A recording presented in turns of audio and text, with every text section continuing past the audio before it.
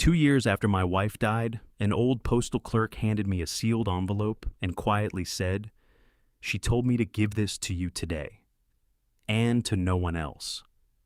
My hands froze when I recognized my wife's handwriting. Inside, there were only a few words. "Meet me at our old coffee shop. Come alone. Don't tell anyone," I whispered. How could she have written this? I thought grief had already taken everything from me. I had no idea that opening that letter would shatter everything I believed about the last 2 years. Before we go further, thank you for being here. Tell me in the comments, where in the world are you watching from? Every comment, every city, every country reminds me why Revenge Dad exists. This story carries fictional elements crafted to bring its message to life. Names and settings are coincidental, but what this story has to say to you is absolutely worth hearing. The coffee had gone cold again. I noticed it the way I notice most things these days, slowly, distantly, like the information had to travel a long way before it reached me. I wrapped both hands around the mug anyway, grateful for even the faint warmth that remained. Outside the kitchen window, the oak trees lining our street in Belmead had turned the deep amber and burgundy of mid-October, and leaves drifted down in slow, lazy spirals across the front yard. Eleanor had loved this time of year. She used to wake up before me every single morning. I never once understood how a woman who stayed up reading until midnight could be bright-eyed at 6 a.m. And by the time I shuffled into the kitchen, there would always be a small note card propped against the coffee maker. Sometimes it was a grocery reminder. Sometimes it was a joke she'd clipped from the newspaper. Sometimes it was just 3 words in her careful, precise handwriting. "Good morning, Gerald." I still looked for those note cards every morning. 2 years later, I still looked. The chair across from me sat empty the way it had sat empty for 731 days. I had counted in those first terrible months. I had stopped counting somewhere around day 400, when the counting started to feel like something that was eating me alive from the inside. The notification slip from the Davidson County Post Office sat on the table beside my coffee mug. It had been tucked under the front door when I came downstairs, a standard yellow slip, the kind that meant a package was waiting for pickup. I picked it up, read it twice, and felt nothing in particular. Diane had mentioned something about ordering me a new set of kitchen knives last week. Probably that. I pulled on my coat, picked up my keys, and drove the 11 minutes to the post office on Charlotte Avenue without thinking about much at all. The lobby smelled the way post offices always smell, like old paper and rubber bands, and the particular staleness of a government building that had been recycling its air since 1987. There were 2 people ahead of me in line. I waited, checked my phone out of habit, found nothing that needed my attention, and put it away. When I reached the counter, the clerk who stepped forward from the back room was not one of the regular staff I recognized. He was an older man, perhaps 70 or so, with a full head of white hair and the kind of deeply lined face that suggested he had spent a great deal of his life outdoors. He wore a plain blue jacket over a flannel shirt, and he moved with the unhurried deliberateness of someone who had long since stopped being in a rush about anything. "Mr. Whitmore," he said. I was mildly surprised he knew my name before I'd said it. "That's me. I've been expecting you." He reached beneath the counter and produced a small parcel, a padded envelope roughly the size of a hardback book, sealed with brown packing tape. Then, from the breast pocket of his jacket, he withdrew a second item, a plain white envelope letter-sized sealed. He placed both on the counter in front of me. "My name is Frank Dooley. I'm an old friend of the family." I looked at the man more carefully. "I don't think we've met." "No," Frank said, and something moved briefly across his face. Not quite sadness, not quite guilt, but something in that territory. "We haven't." Eleanor felt it was better that way for a time. He pushed both items gently toward me. "She asked me to hold these and to deliver them to you personally, today specifically." She was very clear about the date.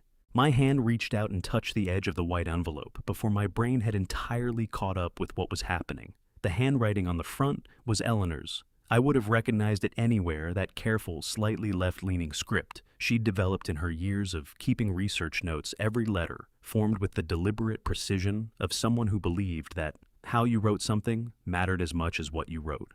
It said only Gerald. "She left this with you?" My voice came out steadier than I felt. "When, quite some time ago," Frank said. "She made arrangements well in advance." He hesitated, then added, "She trusted you to know what to do with it." I wanted to ask more who he was, exactly how he had known Eleanor, what he meant by well in advance, but when I looked up from the envelope, Frank Dooley was already stepping back from the counter with a small, careful nod. "Take good care of yourself, Mr. Whitmore," he said. And then he turned and walked back through the door to the mailroom, and he was gone.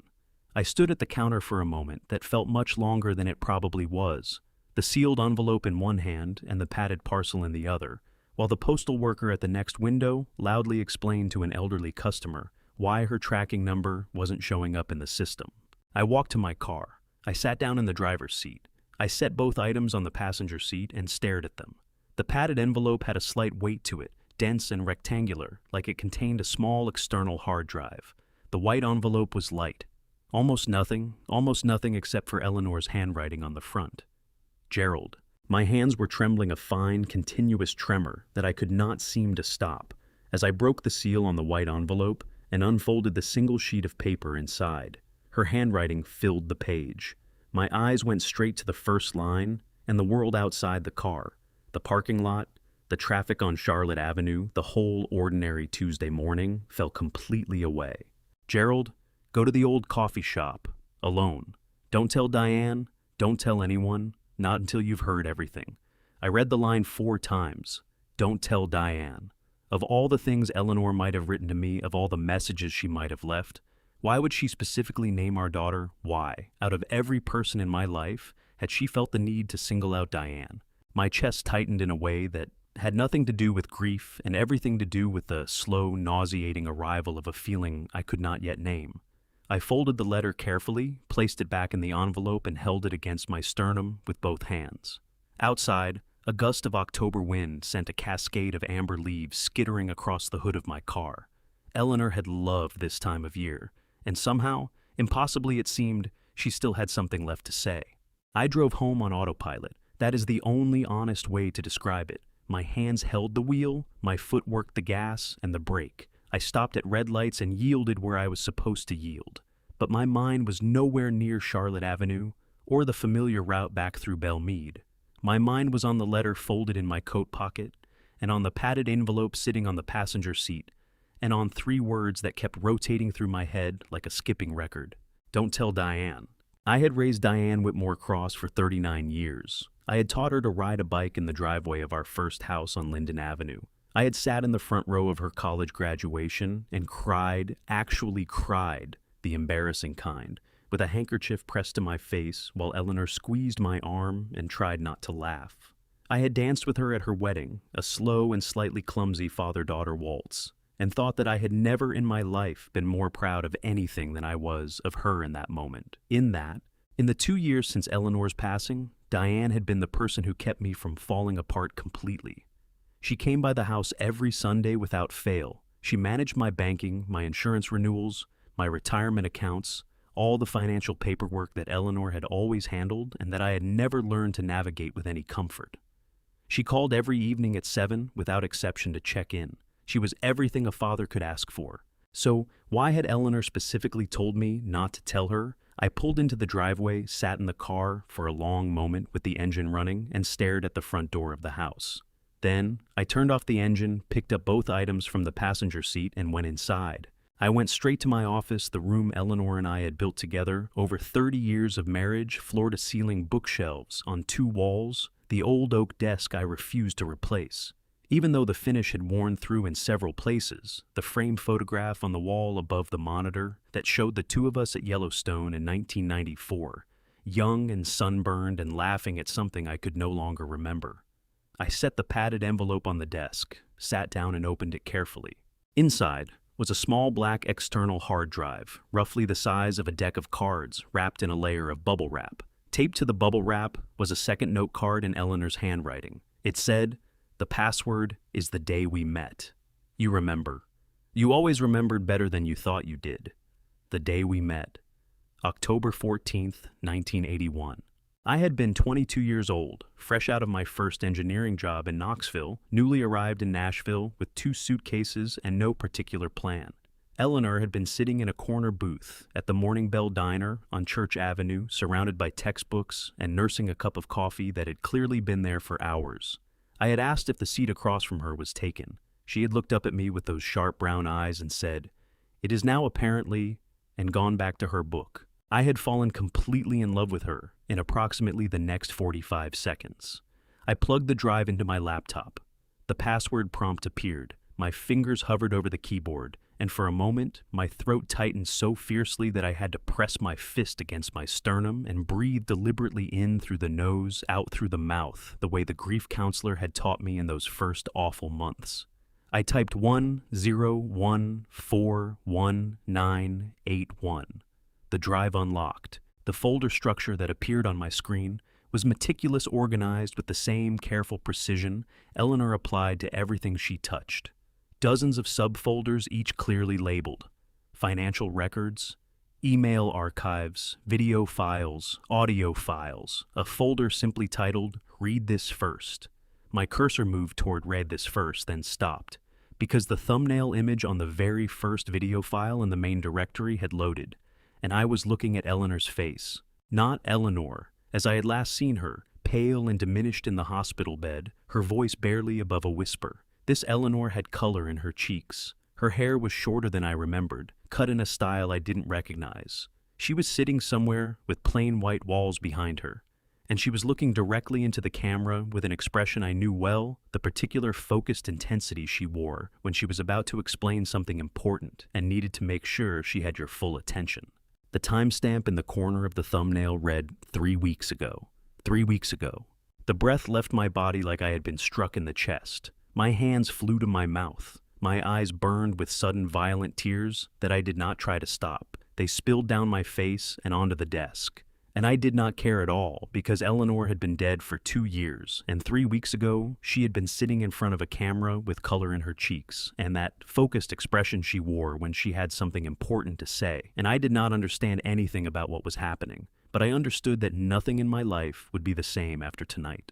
"Eleanor," I said out loud to no one, to the empty office, to the photograph on the wall.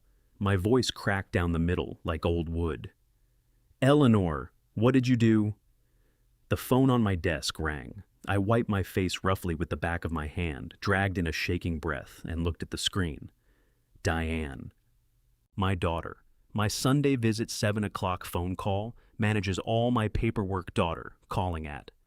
I checked the clock 4:47 in the afternoon. 2 hours and 13 minutes earlier than she ever called. My heart slammed against my ribs so hard I felt it in my back teeth. I picked up the phone.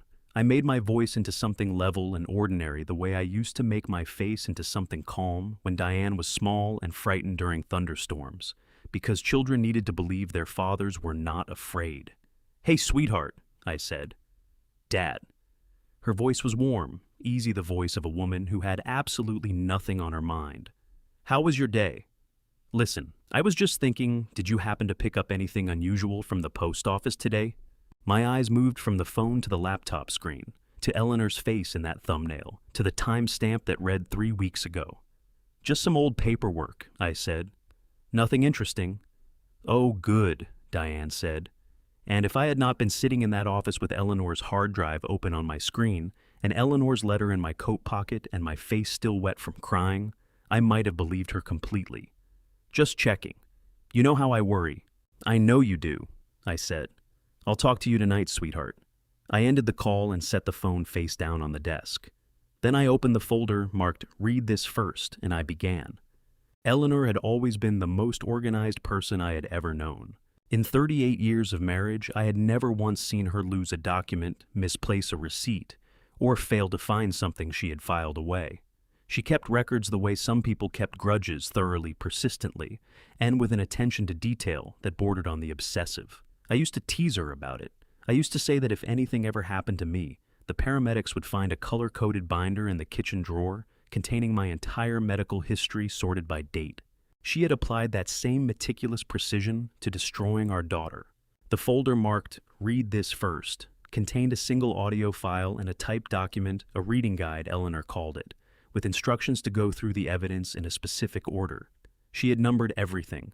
She had written brief explanations at the top of each section, so I would understand what I was looking at before I looked at it. She had even included a note at the very beginning that said, "Take breaks if you need them. This is going to be hard, I'm sorry." I did not take any breaks. I started with the emails. There were 47 of them, spanning 14 months between an account registered to d.whitmore.cross and an account registered to p.hargrove at a domain called advancedventures.corp.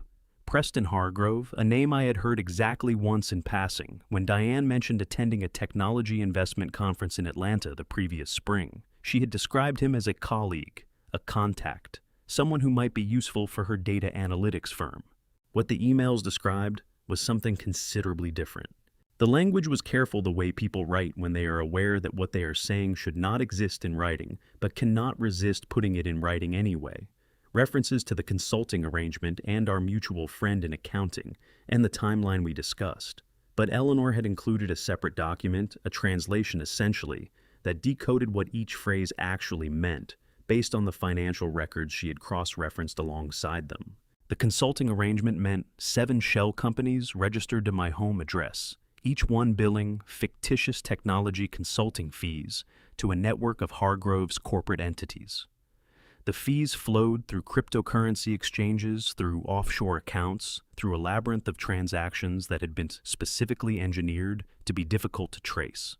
The total amount that had moved through these channels in 14 months was $76 million. $76 million, processed through companies that listed Gerald Raymond Whitmore as their founding technical consultant. Signed with my digital signature, a signature I had never provided attached to documents I had never seen authorizing transactions I had never approved. My stomach dropped so far and so fast that I had to push back from the desk and press my hands flat against my thighs to stop them from shaking. In the United States, wire fraud using electronic communications to execute a financial scheme carries a federal prison sentence of up to 20 years per count. Identity theft adds a mandatory consecutive prison sentence for each count on top of that. The documents on this drive had my name on dozens of transactions. If someone wanted to build a case, they had everything they needed, and every piece of paper pointed directly at me. That had been the plan. I understood that now, with a cold, nauseating clarity. If the scheme was ever discovered, the paper trail would lead to Gerald Whitmore, retired engineer, grieving widower, elderly man, who perhaps had not been thinking clearly since his wife passed. Diane and Hargrove would express shock and concern. They would cooperate fully with investigators. They would have no idea how any of this had happened. I scrolled to the financial records. Eleanor had pulled my retirement account statements going back 3 years, statements I had never personally reviewed, because Diane had offered to handle all of that after Eleanor died, and I had been too hollowed out by grief to argue. What I saw in those statements made the shaking in my hands travel up through my arms and into my chest. Systematic withdrawals, small enough individually that no single transaction would trigger an automatic fraud alert, large enough collectively to have reduced my retirement savings by nearly 40% over 26 months. She took it, I said out loud, and my voice sounded like it belonged to a stranger. She actually took it. Then I opened the video files. Eleanor had recorded herself on 6 separate occasions, seated in front of the same plain white wall, speaking directly to camera with the calm and methodical delivery of someone giving expert testimony. In the first video, dated 16 months ago, she explained how she had first become suspicious. She had glanced over Diane's shoulder at a laptop screen and seen an account number she didn't recognize attached to what appeared to be Gerald's digital signature. In the second video, she walked through how she had obtained the financial records. In the third, she described confronting Diane, indirectly asking careful questions, watching her daughter's reactions, noting the answers that came too quickly, and the ones that came too slowly. In the fourth video, Eleanor's voice was different, quieter, less composed. "I found the power of attorney document last Tuesday," she said, and I had to lean forward in my chair because her voice had dropped so low. "It's a forgery. Someone replicated my signature. I don't know how, perhaps from a document I signed years ago, and used it to create a financial power of attorney that gives Diane full legal authority over Gerald's accounts in the event that he is determined to be mentally incapacitated." She paused, and I watched her jaw tighten on the screen. "There is also a psychiatric evaluation report. It was prepared 8 months ago by a doctor I have never heard of, and it describes Gerald as exhibiting early signs of cognitive decline and diminished financial judgment." Another pause. "Gerald is one of the sharpest men I have ever known. He has never in 38 years exhibited a single sign of cognitive decline. This document is a fabrication. They have been building this for a long time. I pressed my fist against my mouth so hard that my knuckles went white. They had been planning to have me declared incompetent. Legally, a valid power of attorney combined with a psychiatric evaluation could give Diane the authority to control every financial decision I made, every account, every asset, every transaction, while I sat in my house believing my daughter was taking care of me. The fifth video was dated 6 months ago. Eleanor looked tired in a way that had nothing to do with illness. I found the email last night, she said. The one that says, handle it whatever it takes. I've been trying to tell myself it doesn't mean what it sounds like. I've been trying to convince myself that Diane would not, that she is still underneath all of this, still my daughter. Her voice broke on the last word just slightly, and she stopped and pressed her lips together until she had it under control again. I don't think I can convince myself of that anymore. The sixth video began, and Eleanor opened her mouth to speak, and then the file ended. Not faded out, not concluded. Ended abruptly mid-breath, as though someone had reached into the recording and torn the last page away. The screen went black. I clicked on the file again, checked the file size, checked the duration. The video had been edited. Someone had deleted the final portion. Someone had gotten there before me. I sat in my office with the cold coffee and Eleanor's evidence spread across my laptop screen, and for the first time since I had pulled out of the post office parking lot that morning, I felt something sharpen inside me, cut through the grief and the disbelief and the physical nausea of what I had just read and become something harder and colder and more purposeful. They had stolen from me. They had forged my name. They had built a cage around me so carefully that I had lived inside it for 2 years without ever knowing the bars were there. And Eleanor had known. Eleanor had been gathering the key. Outside my office window, the October darkness had settled completely over Belmead. Somewhere in the neighborhood, a dog barked twice and went quiet. My phone sat face up on the corner of the desk, and as I stared at it, the screen lit up with a text message from Diane. Just thinking about you, Dad. Sleep well tonight. Love you. My jaw clenched so tight that I felt it in my temples. I set the phone face down without responding and turned back to the laptop. There was still one folder I had not opened. It was labeled in Eleanor's careful handwriting, "The night Diane came to the hospital." I moved my cursor toward it, clicked. The folder contained a single video file. I pressed play. Eleanor appeared on screen, the same plain white wall, the same direct gaze, and took a breath. "Gerald," she said. "There's one more thing you need to know about the night Diane came to the hospital." The screen went black. The file was cut. Again. The same brutal mid-sentence erasure, as though someone had known exactly what Eleanor was about to say, and had made absolutely certain I would never hear it. My hands were no longer shaking. They had gone completely still, the way hands go. Still when the body understands that shaking is no longer an appropriate response to what is happening. I closed the laptop. I sat in the dark for a long moment breathing. Then I picked up Eleanor's letter, unfolded it, and read her instructions again. Go to the old coffee shop. Tomorrow, I thought. First thing tomorrow. Diane chose the restaurant. She always did. It was a quiet French bistro on West End Avenue, the kind of place with cloth napkins and servers who refilled your water glass before you realized it was half empty. Diane had suggested it with her usual cheerful efficiency when she called that morning, and I had said yes before she finished the sentence because saying yes was what I always did, and because I needed to see her face. I needed to see if I could find the lie in it. She was already seated when I arrived, impeccably dressed in a charcoal blazer, her dark hair pulled back in a way that Eleanor used to call her boardroom look. She stood when she saw me and wrapped her arms around me with the kind of warm, unhesitating embrace that had always made me feel, for just a moment, that everything was going to be all right. This time, it made my stomach turn. "Dad, you look exhausted." She pulled back and studied my face with those sharp eyes. Eleanor's eyes I had always thought, though, now the resemblance felt like something that had been stolen. "Are you sleeping?" "Well enough," I said, and smiled and sat down. I had made a decision driving over. I would not confront her, not yet. I would watch and listen and look for the cracks in the performance.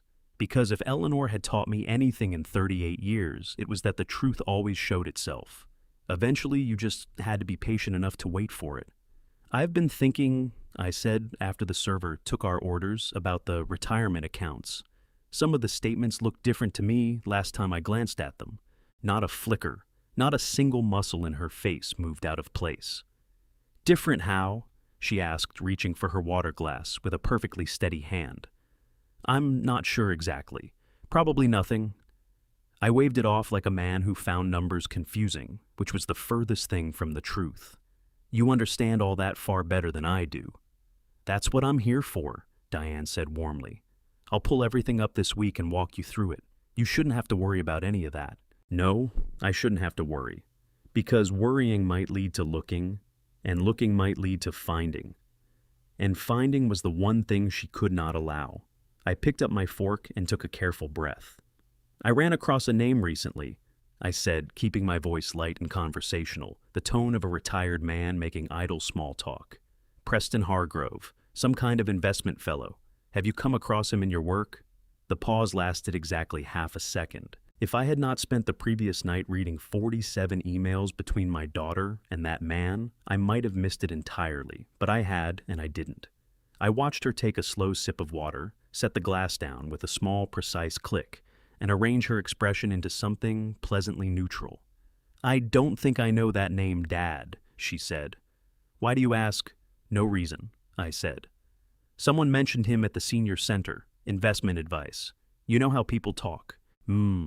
She nodded and steered the conversation smoothly toward a story about a difficult client at work, and I listened and nodded and laughed in the right places, and the whole time my heart was hammering so hard against my ribs that I was certain she could hear it across the table. Because I had seen it, that half-second pause. The fractional adjustment behind her eyes, not guilt exactly, but the rapid practiced recalibration of someone who had trained themselves to show nothing, and had very nearly succeeded. My daughter. My brilliant, careful, terrifying daughter. The server brought the check. Diane reached for it before I could. Let me, she said, smiling. You can get it next time. Next time. As though there would be a next time where I sat across from her and pretended not to know. As though this could go on indefinitely. I smiled back. I said thank you. I stood and hugged her again at the door, and she held on just a beat longer than usual, and when she pulled away she looked at me with something that might in another life have been tenderness. Dad, she said, I've been thinking. Maybe it's time we went through Mom's old files together, closed that chapter properly. She tilted her head slightly. I could come by tomorrow morning. Tomorrow morning. To the house where the hard drive was sitting in my desk drawer. That sounds lovely, I said. I'll put the coffee on. I walked to my car. I got in. I gripped the steering wheel with both hands and squeezed until the shaking stopped. Tonight. I had to go tonight. I got home at 1:30 and went straight to my office. The hard drive came out of the desk drawer first, then Eleanor's letter, then the small key she had tucked into the bottom of the padded envelope, a key I had not examined closely until now. Brass and worn smooth with age, with 2 letters stamped into the head MB.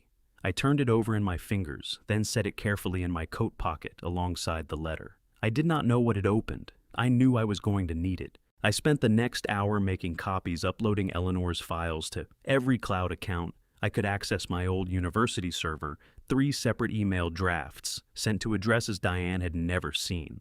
If someone wanted to destroy this evidence, they would have to find it in a dozen different places first. Eleanor had spent months gathering it. I was not going to let it disappear in a single night. I was reaching for my phone to call Laura Bennett. The FBI agent's name was in Eleanor's reading guide, with a specific instruction, call her before anyone else, when I heard the sound. It was small, a soft metallic contact from somewhere near the back of the house, the kind of sound that a person who had lived alone for 2 years might convince himself was the house settling, or a branch against the window, or the refrigerator cycling. I did not convince myself of any of those things. I was on my feet before I had consciously decided to stand. The hard drive went into my inside jacket pocket. Eleanor's letter followed. I crossed the office in 4 steps, killed the desk lamp, and pressed myself against the wall beside the door. Footsteps. 2 sets moving with the quiet, deliberate efficiency of people who had done this before. Not burglars. Burglars were loud and fast and frightened. These men moved like they were following a floor plan, because they probably had one. I slipped out of the office and down the hallway toward the kitchen, staying close to the wall where the floorboards were less likely to creak, a fact I knew because I had lived in this house for 19 years, and Eleanor and I had memorized every sound it made. I could hear the men behind me now in the office, and one of them said something low and clipped to the other that I couldn't make out. The kitchen door opened silently. Cold October air hit my face. I moved across the back porch in a low crouch down the 3 wooden steps and into the yard. The motion sensor light above the garage door did not trigger. I had adjusted the angle of that sensor myself years ago after it kept waking Eleanor up when raccoons got into the garbage. Another thing they wouldn't know.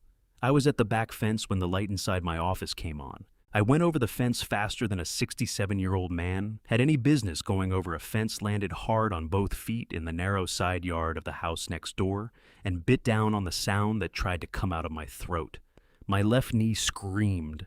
I pressed my back against the fence and breathed through my nose and waited. Through the kitchen window of the house next door, a light was on. My neighbor Vera Santos stood at her sink in a yellow bathrobe washing a single cup, and she was staring directly at my backyard with an expression of sharp, alert concern. As I watched, she set the cup down, picked up her phone from the counter, and pointed it at the 2 figures now visible moving through my kitchen. She was taking photographs. I wanted to reach through the fence and hug her. Instead, I moved, staying low out of the line of sight of my own windows down the side of Vera's house to the street. A delivery truck idled at the corner. An Uber notification lit up my phone. I had opened the app on instinct, the muscle memory of a man whose children had taught him to use it, and I requested a ride with hands that would not stop trembling. The car was there in 4 minutes. I got in and gave the driver an address on Church Avenue. In my coat pocket, the small brass key pressed against my palm. MB, the morning bell. "Could you drive a little faster, please?" I said. The driver glanced at me in the mirror at my coat, that I hadn't had time to button properly at whatever was showing on my face, and without a word, he drove faster. The Morning Bell Diner had not changed in 40 years. That was the first thing I thought when I pushed through the glass door at 3:15 in the morning, that the place looked exactly the way it had looked the first time I walked into it on a cool October afternoon in 1981, with 2 suitcases and no plan, and no idea that the woman sitting in the corner booth was about to become the center of my entire life. Same cracked vinyl booths the color of old mustard, same hand-lettered specials board above the counter, same smell of coffee and bacon grease, and something sweet that might have been pie. The only person behind the counter was an older man with a white apron and the slow, careful movements of someone who had been working the same shift for 30 years.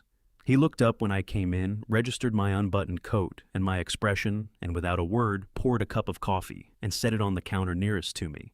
I could have wept from gratitude. Frank Dooley was sitting in the far corner booth, Eleanor's booth, the one she had claimed on the first day and never relinquished in all the years we came here. And across from him sat a woman I had never seen before. She was perhaps 45, with short dark hair and the kind of composed, watchful stillness that reminded me of the engineers I had worked with, who were best under pressure. She wore a plain navy jacket and no jewelry except a watch, and she was watching me cross the diner with eyes that had clearly already assessed and cataloged most of the relevant facts about my current situation. Frank stood when I reached the booth. "Gerald," he said, and his voice was low and warm, and carried in it the particular weight of someone who has been carrying a secret for a very long time, and is profoundly relieved to finally be able to set it down. "I'm glad you made it. You knew I was coming," I said. "How?" Laura answered before Frank could. "We've had eyes on your house since yesterday morning," she said. "When Hargrove's men broke in tonight, we knew you'd run, and we knew exactly where Eleanor's letter would send you. We got here first." "I wasn't sure I would," I said honestly. "Sit down." He gestured to the seat beside him. "This is Laura Bennett. She's with the FBI Nashville field office. She's been waiting to meet you for quite some time." Laura Bennett extended her hand across the table. Her grip was firm and brief. "Mr. Whitmore," she said, "I know this is an enormous amount to process. I'm going to try to make it as clear as I can." "Please," I said. My voice came out rougher than I intended. The coffee cup was in front of me, and I wrapped both hands around it the way I had wrapped them around the cold mug at home. That morning was that. Only yesterday, it felt like a month ago. Laura opened a leather folder on the table and turned it so I could see. "The FBI has been investigating Preston Hargrove for 3 years," she said. He runs a network of shell companies that use legitimate technology startups as fronts for laundering money, primarily through cryptocurrency exchanges and offshore accounts that are structured specifically to avoid federal reporting thresholds.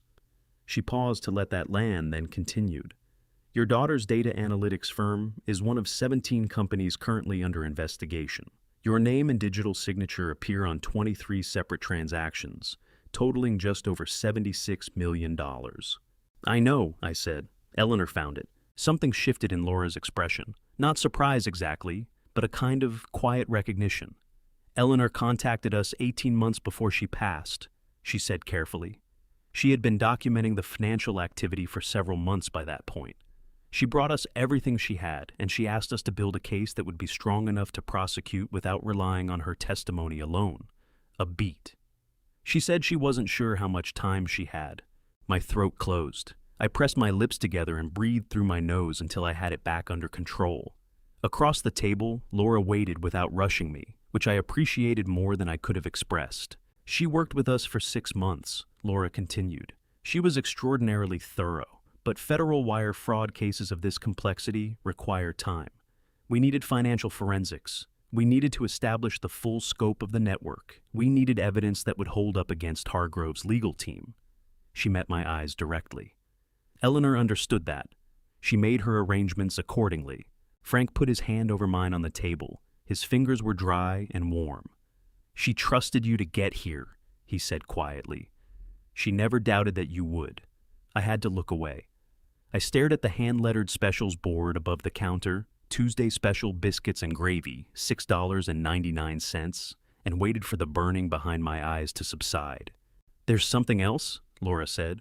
She reached into the folder and produced a photograph printed on standard copy paper, slightly grainy, the kind of image pulled from security camera footage. She set it on the table and turned it to face me. This was taken yesterday afternoon, 2:17 p.m., corner of Church and 5th directly across from the post office. I looked at the photograph. A woman seen from behind standing on the opposite sidewalk and looking toward the post office entrance. The image was not high resolution, but the set of the shoulders was exact, the slight forward tilt of the head when she was watching something carefully. The navy coat with the collar turned up against the October wind. My hand moved toward the photograph before I could stop it. My fingertips touched the edge of the paper, and I felt the tremor start in my chest and move outward through my arms until my whole body was shaking with something that was not grief and not relief, but some violent combination of both that I had no name for. "That's Eleanor," I said. The words came out as barely a whisper. "That's my wife." Laura did not look away. "Mr. Whitmore," she said, and her voice was steady and deliberate and kind in the way that people are kind when they are about to say something that will change everything. "That's exactly what we need to talk about. Before I press play on that recording, I want to know if you're still with me. Type, 'I'm here' in the comments. That's all. Just let me know you're listening, because what I'm about to share is something I never expected to hear in my life. A note before we continue this story carries some fictional threads woven through it, crafted to carry a message worth hearing. If you'd rather step away now, that door is open, but I hope you'll stay." Frank Dooley stood up from the booth without a word. He squeezed my shoulder once firm and brief, the grip of a man who understood that some moments did not require commentary. And then he walked to the counter, said something quiet to the old man with the white apron, and disappeared through the side door into the October darkness. I watched him go and felt absurdly like I was watching the last familiar landmark disappear before a very long journey into unmapped territory. Laura waited until the door closed. Then she reached into her folder and produced a plain white envelope smaller than the one from the post office, sealed with a strip of tape, and set it on the table between us. "Eleanor recorded this 3 days ago," she said. "I was in the room when she did. She wanted you to hear it in her words, not mine." She slid a pair of earbuds across the table. "Take whatever time you need." My hands were not steady as I opened the envelope. Inside was a small digital audio player, the kind Eleanor used to use for her research interviews, small enough to fit in a coat pocket. I put the earbuds in. I pressed play. And Eleanor's voice filled my head. Not the thin, exhausted whisper I had last heard in a hospital room 2 years ago. Not the voice on the videos, careful and composed and carrying the weight of someone who knew they were building a case for posterity. This was Eleanor the way I had known her for 38 years, clear and warm and direct, with that slight crispness she got when she had something important to say and needed to make sure it landed correctly. Gerald. Just my name first. The way she always started when she called me at the office. Just Gerald, and already my eyes were burning so badly I had to press the heel of my hand against them. I know this is going to be the strangest thing you have ever heard in your life. I need you to stay with me because all of it is true, and all of it is going to make sense by the time I'm finished. I stayed with her. I had no choice. I would have stayed with her through anything. About 2.5 years ago, I noticed something on Diane's laptop screen when I walked into her office at the house. An account number I didn't recognize attached to what looked like your digital signature. I told myself it was probably nothing. I went home and I couldn't sleep, and I called it nothing for 3 weeks before I admitted to myself that it was something. A pause. In the background, I could hear the faint sound of a room, a space with hard floors and neutral acoustics. When I started looking more carefully, I found things that frightened me. Not just the money, though, that was frightening enough. What frightened me was how thorough it was, how long it had been going on, and how specifically it had been designed to end with your name on every document and no one else's. I wanted to tell you immediately. I want you to know that. My first instinct was to drive home and sit across from you at the kitchen table and tell you everything. Her voice tightened.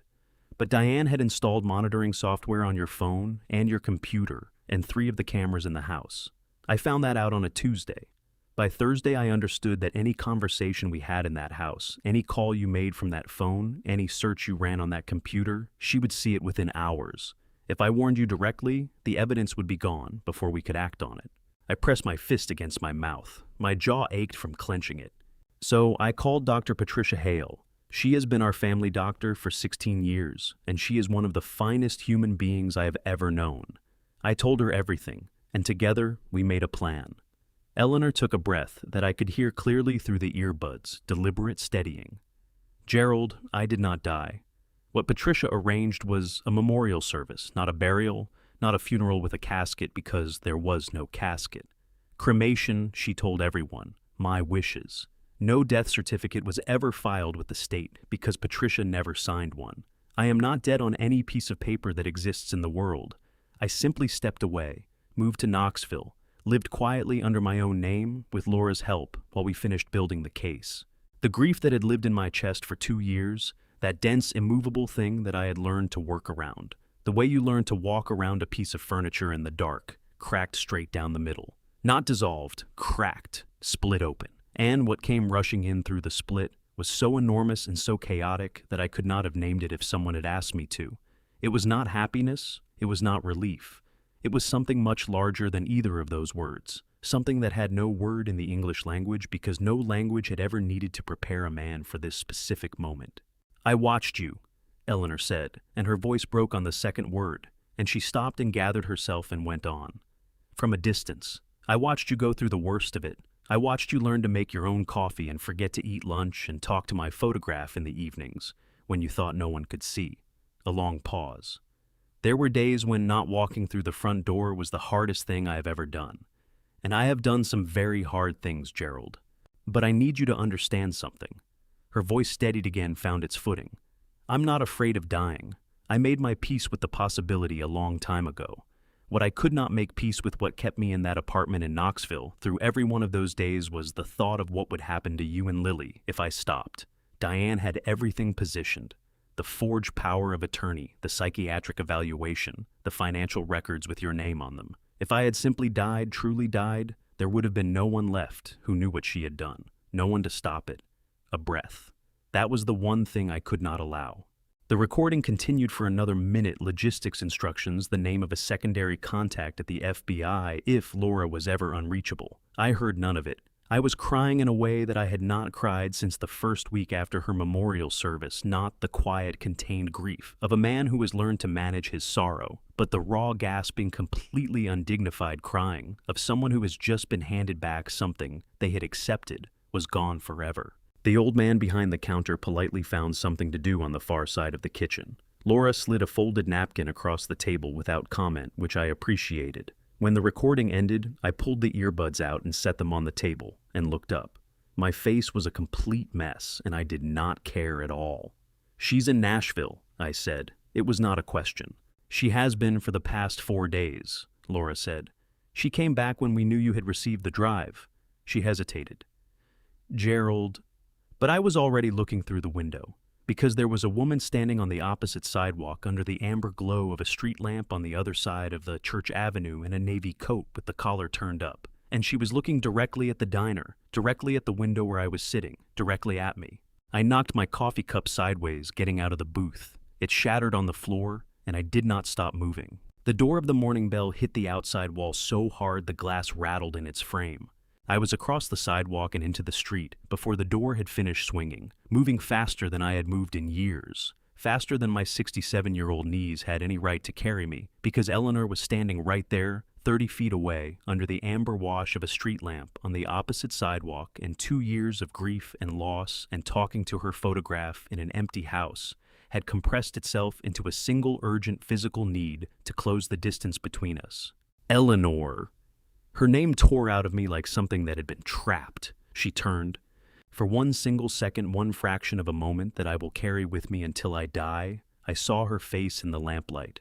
Thinner than I remembered, hair shorter, but her eyes were the same, those sharp brown eyes that had looked at me across a diner booth 42 years ago and changed the entire direction of my life.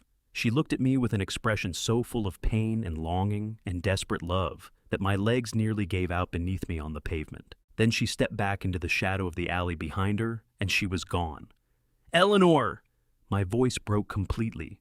I ran across the street, ignoring the horn of a passing car, ignoring the burning in my knee, ignoring everything except the alley entrance where she had been standing. I plunged into it, empty. A narrow service alley, dumpsters on one side, a chain-link fence at the far end.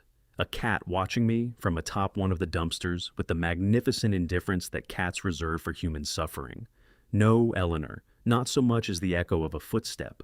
I stood in the middle of that alley with my hands hanging at my sides and my chest heaving, and something inside me that had just barely begun to repair itself in the last 20 minutes, threatening to come entirely apart. A sound came out of me that I was not proud of, low and ragged and completely involuntary, the kind of sound a person makes when they have held something together through sheer will for so long that the will finally runs out. Gerald. Laura's hand landed on my shoulder from behind. Her voice was quiet but firm, the voice of someone anchoring a person to the ground. Come back inside. Let me explain. She was right there. My voice sounded like gravel. She was 30 feet away, and she looked at me and I know. Laura's grip tightened. I know she did. Come inside. I let her steer me back across the street. I could not have argued if I had wanted to. My legs were operating on some residual system that had nothing to do with conscious decision-making. We sat back down in the booth. The old man behind the counter had replaced my broken coffee cup with a new one without being asked. I wrapped my hands around it and stared into it and waited for Laura to tell me something that would make sense of what had just happened. She watches you, Laura said. She has watched you since the day she left. She knows which mornings you forget to eat breakfast. She knows you moved her reading chair to face the window because the light was better for the book you've been working through since January. She paused, and when she spoke again, her voice had lost some of its professional composure. She told me once that the worst part was the evenings. She said you talk to her photographs sometimes when you think the house is empty. The coffee was scalding, and I drank it anyway because I needed something to do with my hands and my mouth and the enormous thing that was happening in my chest. Why? I managed. Why couldn't she just, if she's been in Nashville 4 days, why couldn't she walk through the door? Because Diane has had a surveillance operative following you since yesterday morning, Laura said flatly. Not Morrow, a private contractor Hargrove uses. He's been photographing your movements, your contacts, everyone you speak to. If Eleanor had walked across that street and put her arms around you, the photograph would have been on Hargrove's phone within the hour. Her jaw tightened. And everything Eleanor spent 2 years building would have been dismantled before noon. I set the coffee cup down. My hands were shaking so badly the cup rattled against the saucer, and I pressed both palms flat on the table to stop it.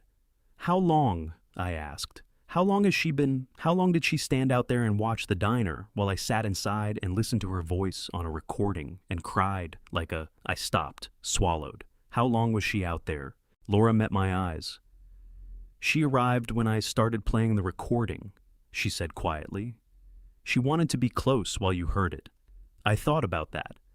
I thought about Eleanor standing in the October cold on the other side of Church Avenue, watching through a diner window while I listened to her voice and fell apart, unable to do anything except stand there and watch me hurt. She stood in the cold for an hour. I said, to be near me while I found out she was alive. Yes, Laura said. Something cracked open in the center of my chest that had nothing to do with grief and everything to do with the specific, enormous, almost unbearable weight of being loved by a person like Eleanor Whitmore. My eyes burned so fiercely that I stopped trying to hold any of it back. I pressed the heels of both hands hard against my face and breathed and shook and let it happen because there was nothing else to do. Laura let me. She sat across the booth and drank her coffee and did not try to fill the silence with words, which was exactly right. When I finally lowered my hands, my face was a complete wreck, and I did not care even slightly. Tell me what comes next, I said. My voice was steadier than I expected. Something had settled in me, not peace, not yet, but something harder and more purposeful than anything I had felt in 2 years. A direction. A reason to move forward that had nothing to do with simply surviving another day. Tell me what I need to do. Laura set her cup down and opened her folder again. Diane knows you have the drive, she said. This morning she called Preston Hargrove. Her expression did not change, but something behind her eyes went very still. And 30 minutes ago, Hargrove called Detective Ray Morrow at Nashville Metro PD. She let that sit for a moment. Morrow isn't working for the city anymore, she said. Not really. He hasn't been for quite some time. Laura drove a plain gray sedan that smelled like coffee and case files. I sat in the passenger seat with a prepaid phone she had bought from the CVS 2 blocks from the diner, cash no name, no record, and watched Nashville slide past the window in the gray morning light while she drove and talked, and I tried to absorb things that my brain kept insisting were too large to fit inside a single day. Morrow has been on Hargrove's payroll for at least 4 years. Laura said, her eyes on the road and her voice carrying the flat, careful cadence of someone reciting facts they found genuinely disgusting. He's a 22-year Nashville Metro veteran. Commendation's a good record, the kind of detective that gets called in when cases need closing fast. Hargrove identified him about 5 years ago, found something in his past, we think something Morrow needed to stay buried, and turned him into an asset. She changed lanes smoothly. Any time our investigation got close to the Nashville end of the operation, Morrow found a way to redirect it. Personnel transfers, lost evidence requests, witnesses who suddenly became uncooperative. He's very good at making things quietly disappear. And now he's looking for me, I said. Now he's looking for you, Laura confirmed. I looked down at the prepaid phone. I had been about to buy a coffee at the gas station 2 blocks back when Laura had caught my arm and steered me away from the security camera mounted above the register. That was the world I was living in now. A world where buying a cup of coffee was a threat assessment. Laura pulled to the curb on a side street off West End and picked up her own phone. I need you to look at something, she said, and turned the screen toward me. It was a local news live stream, Nashville's Channel 4, the Chiron at the bottom, reading, "Breaking elderly man, missing after suspicious departure from home."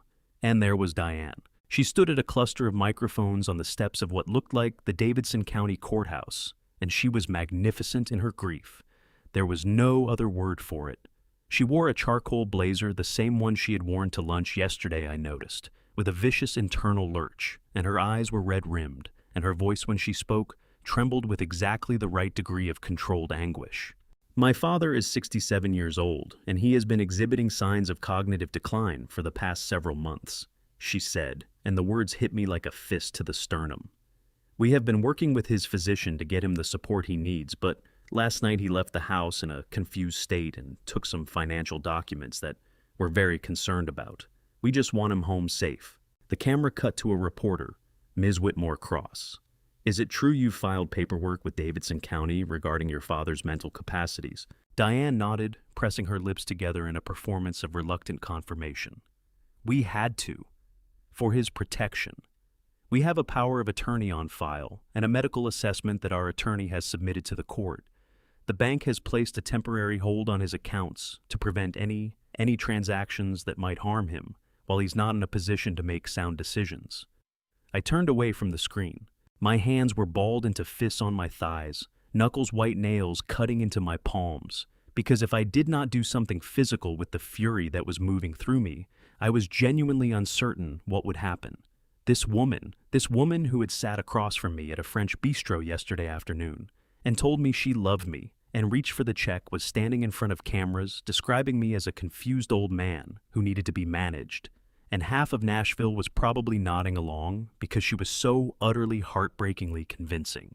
"The hold is temporary," Laura said, reading my expression with the accuracy of someone who had delivered bad news many times before.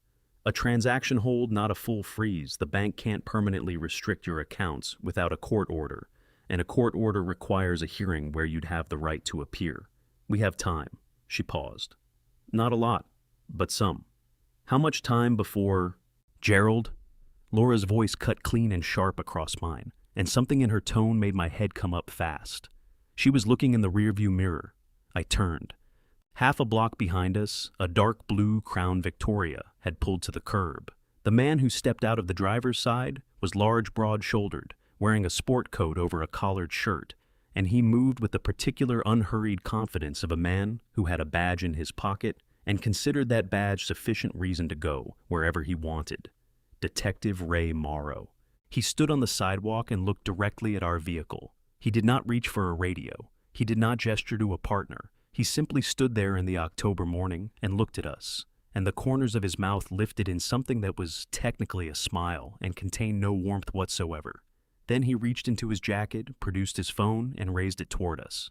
"He's photographing the plate," Laura said, already pulling away from the curb with smooth, unhurried control. "He's not going to approach us directly. He can't not without giving us grounds to involve FBI oversight. But he knows where we are now." I kept my eyes on Morrow in the side mirror as we pulled into traffic. He watched us go. He did not move to follow. He just stood there with that empty smile and his phone in his hand, and something about the absolute stillness of him was more frightening than pursuit would have been. "We need to get you somewhere he can't walk up to casually," Laura said. "I know a place." My prepaid phone buzzed in my hand. I looked at the screen. Unknown number, but the area code was local Nashville, and something about it made my stomach clench before I even answered. "Go ahead," Laura said. I picked up. "Hello!" The voice on the other end was barely above a whisper, tight with the specific controlled terror of someone trying very hard not to be heard by whoever was nearby. "Dad, Lily, my youngest daughter, 29 years old, and trying her absolute hardest not to cry. Dad, I found something. I'm in Diane's office right now, and I found something about Mom, and I don't understand what I'm looking at.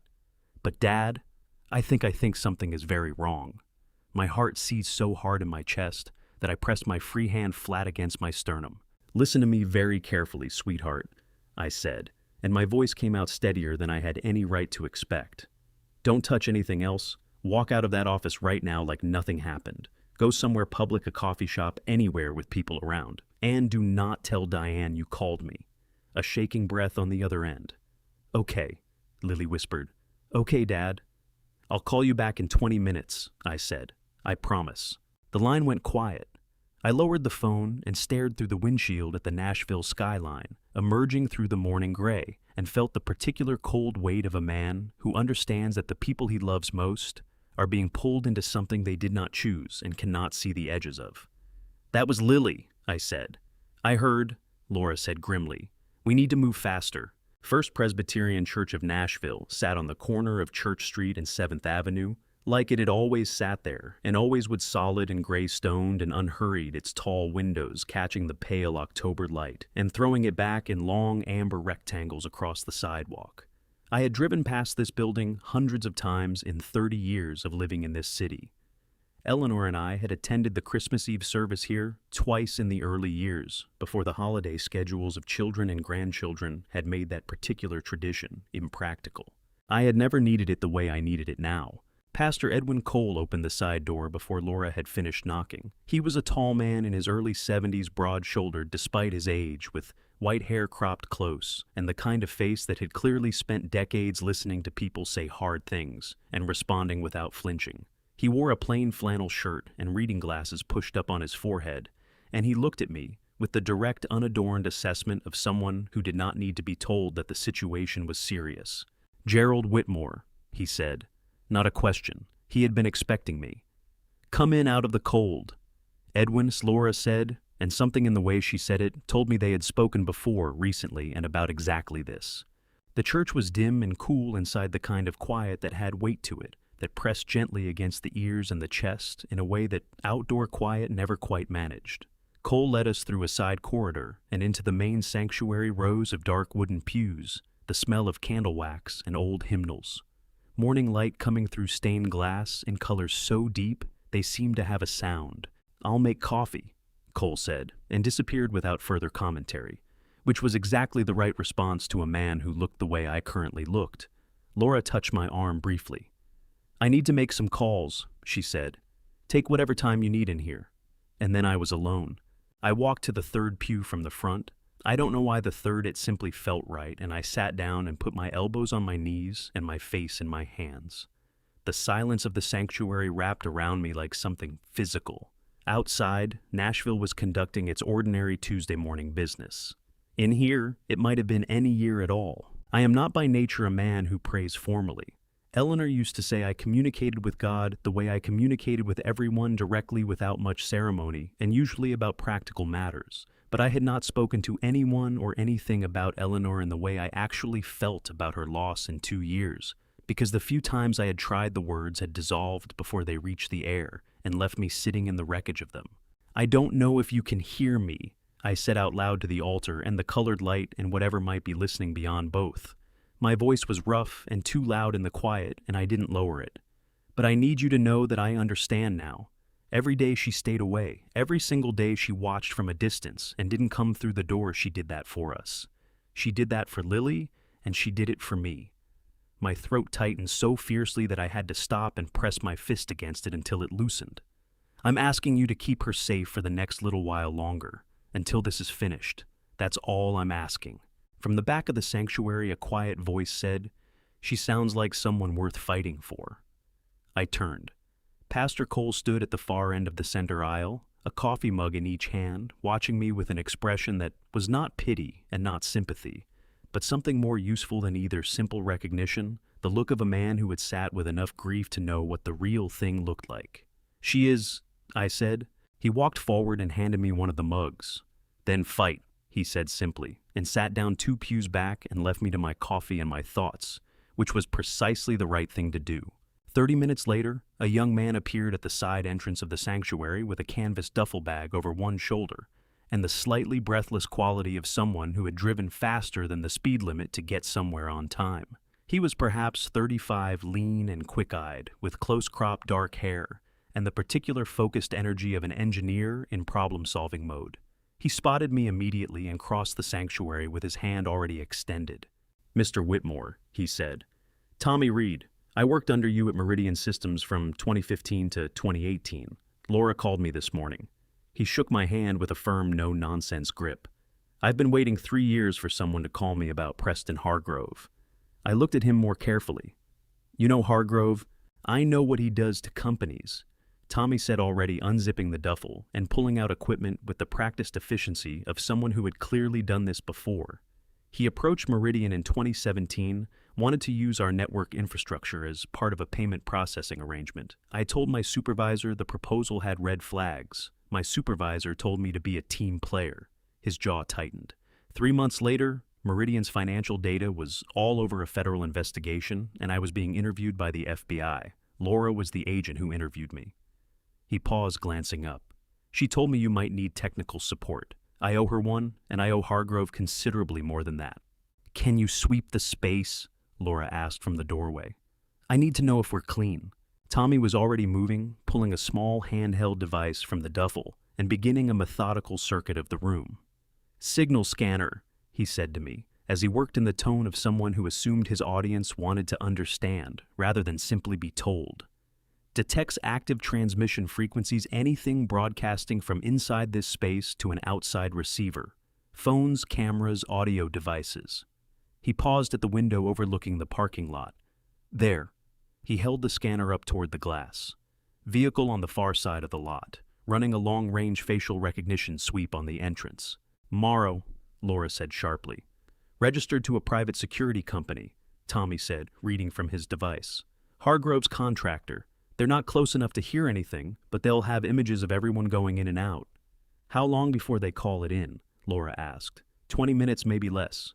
Pastor Cole appeared in the doorway behind Laura. He had been listening without pretending otherwise. "There's a room at the back of the building," he said, his voice carrying no more alarm than if he were describing where to find the coffee filters. "No exterior windows. The building's original construction, 18-inch stone walls. I very much doubt your signal reaches through it." He led us there himself, down a back corridor, past a bulletin board covered in children's drawings of biblical scenes, to a small room with a wooden table, 4 chairs, and walls that were, as advertised, nearly 2 feet of solid Tennessee limestone. Tommy swept it in 90 seconds. "Clean," he said. Cole looked at me with those steady, unimpressed eyes. "There's a cot in the supply closet," he said. "You look like a man who has not slept in some time." "I can't." "You can," Laura said firmly. "Tommy and I need 2 hours to set up and coordinate. You need to be functional tonight." She met my eyes with the directness of someone delivering a medical opinion. 2 hours, Gerald. Cole will wake you." I looked at the cot.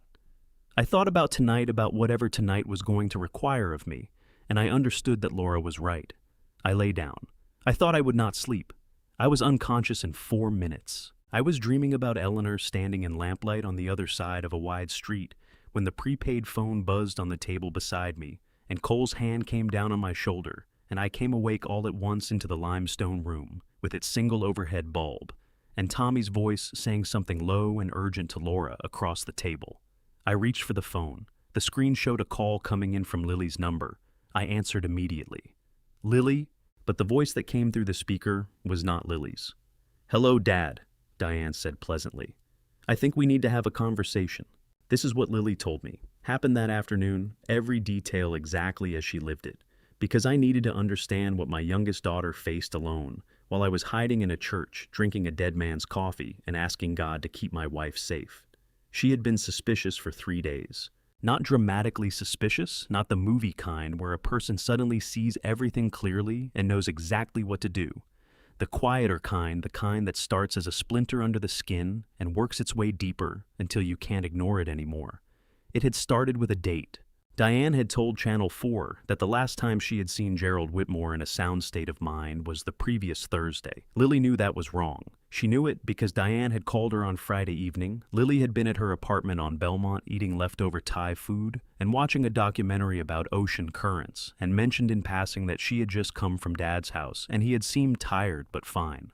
Thursday or Friday, a small discrepancy, the kind of thing that might mean nothing at all. Except that Diane did not make small discrepancies. Diane, who had organized their mother's entire medical schedule in color-coded binders, who had remembered the name of every teacher Lily had ever had, who proofread her own text messages before sending them, Diane did not accidentally misremember the day of the week. So, at 2 o'clock on Tuesday afternoon, Lily Whitmore used the spare key her sister had given her years ago for emergencies, and let herself into Diane's office on the 14th floor of the Commerce Street building. She told me she noticed the absence of photographs first. Every office she had ever been, in every colleague's desk, every manager's workspace, every waiting room she had sat in at her own job had photographs. Family vacations, dogs, children, the small visual evidence that the person who worked there had a life outside the room.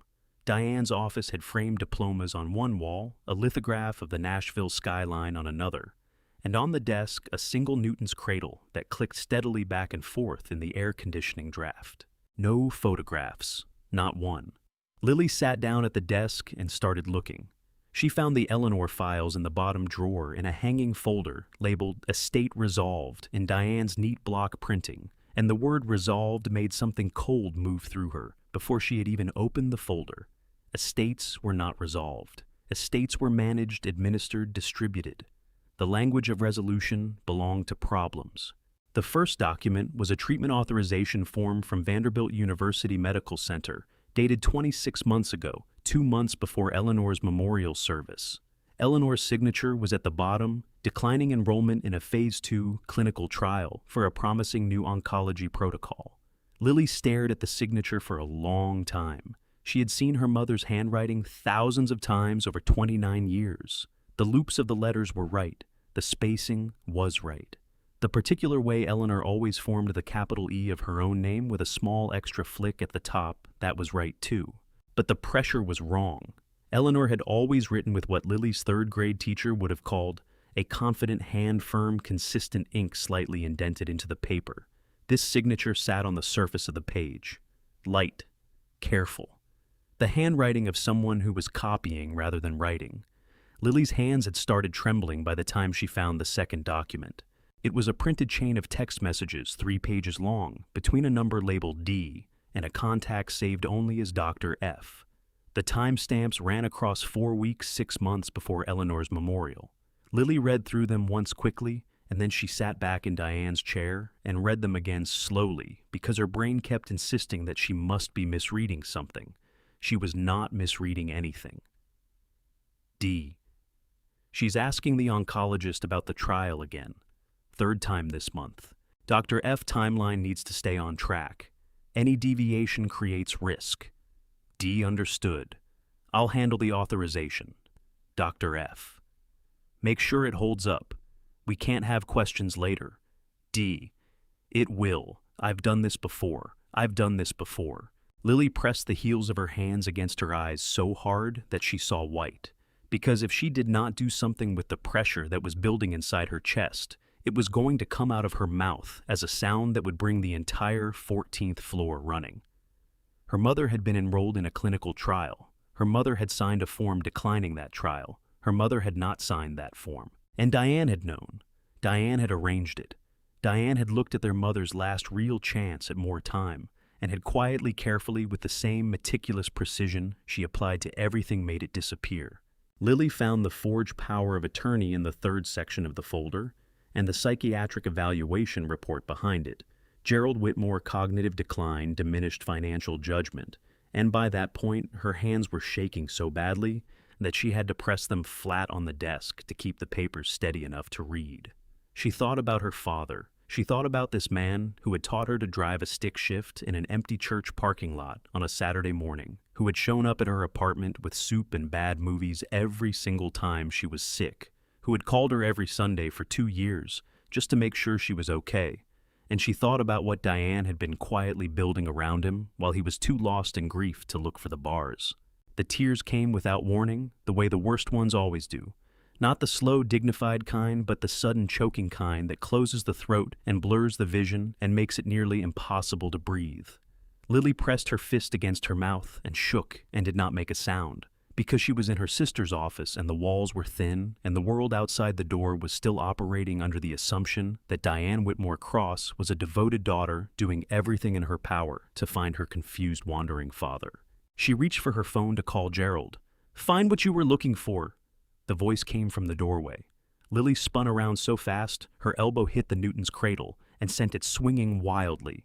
Diane stood in the doorframe, in her charcoal blazer, arms crossed loosely, head tilted at a slight angle. She was not angry. She was not alarmed. She looked the way she always looked when she had arrived at a situation before it could surprise her, composed, contained, already several steps ahead. "Diane," Lily's voice cracked down the middle. "Diane, what is this? What did you mom's signature the trial she could have?" "Close the drawer," Diane said. Her voice was even and quiet and carried no more heat than a weather report. "And give me your phone." Lily's fingers tightened around the phone in her hand. Her legs felt like water beneath her. "I'm not going to—" "Lily." Diane stepped into the office and closed the door behind her, and the soft click of the latch was the most frightening sound Lily had heard in her life. "I'm not going to ask you twice." This is where Lily's account of that afternoon ends. What happened in the hour that followed, she told me much later when she could finally say the words without her voice breaking apart on every syllable. But that part belongs to another moment in this story. What I knew sitting up from that cot in the limestone room of First Presbyterian Church, with Diane's voice coming through the phone that should have been Lily's, was that my youngest daughter was no longer safe, and that everything I did in the next few hours would determine whether she came home. "Hello, Dad." 2 words. Diane's voice coming through a phone that should have been Lily's at 11 minutes past 11 on a Tuesday night in a limestone room that smelled like old hymnals and Tommy Reed's third cup of coffee. I had been asleep for 2 hours when the phone buzzed. I came awake all at once, not the slow, disoriented surfacing of normal sleep, but the immediate full-voltage alertness of a man whose nervous system had apparently decided that rest was a temporary condition subject to cancellation without notice. I was sitting up and reaching for the phone before my eyes had fully adjusted to the light. And then I heard my daughter's voice, and every nerve in my body went cold. "Diane," I said. My voice came out level. I do not entirely know how. "You've been busy," she said. She sounded relaxed, conversational. The way she sounded when she called at 7 o'clock on ordinary evenings to check in, and the normalcy of it, the absolute breathtaking normalcy of her tone, given everything I now knew, made my stomach turn over hard. "I have to say, Dad, I underestimated you. The cloud uploads were clever. The FBI contact was less surprising. I've known about Laura Bennett for some time. But the church was a nice touch. She knew about the church, which meant the contractor's vehicle outside had gotten something useful before Tommy had found it. 'Where is Lily?' I said. A brief pause, not the pause of someone deciding whether to answer, but the pause of someone allowing the other person to feel the weight of the question before responding. 'She's comfortable,' Diane said. 'She's been moved to a safer location. She was upset earlier, but she's calmer now.' Another pause, precisely calibrated. 'She asked for you, actually. Would you like to hear her?' 'Yes,' I said. The word came out before I could dress it in any kind of composure. There was a rustling sound, a murmur I couldn't make out, and then, 'Dad.' Lily's voice, low and tight and stripped of everything except the effort it was taking her not to fall apart completely.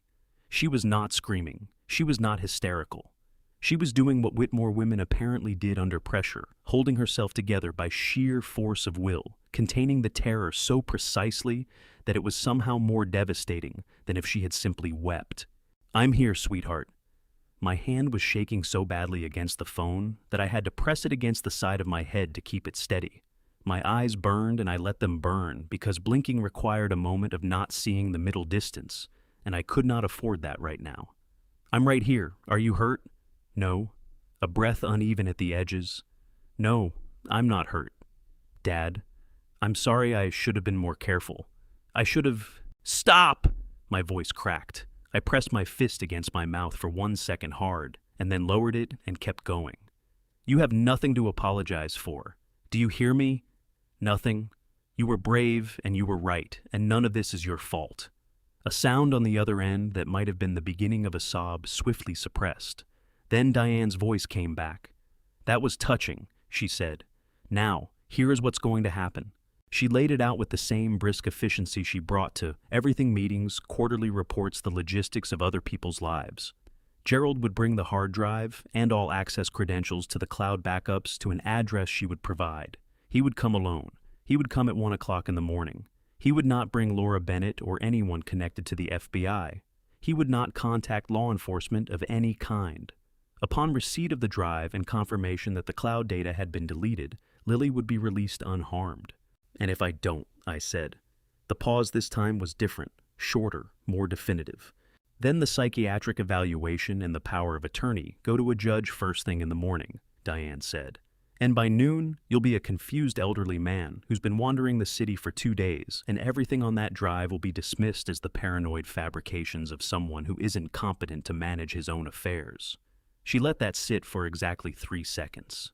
'Come alone, Dad, 1 o'clock. I'll send the address in 30 minutes. The line went dead. I lowered the phone and set it on the table and sat with both hands pressed flat against the wood and breathed. Laura was already on her feet. Tommy had closed his laptop and was watching me with an expression that was not alarm. It was the focused, calibrated attention of someone running calculations. 'You heard,' I said. 'All of it,' Laura said.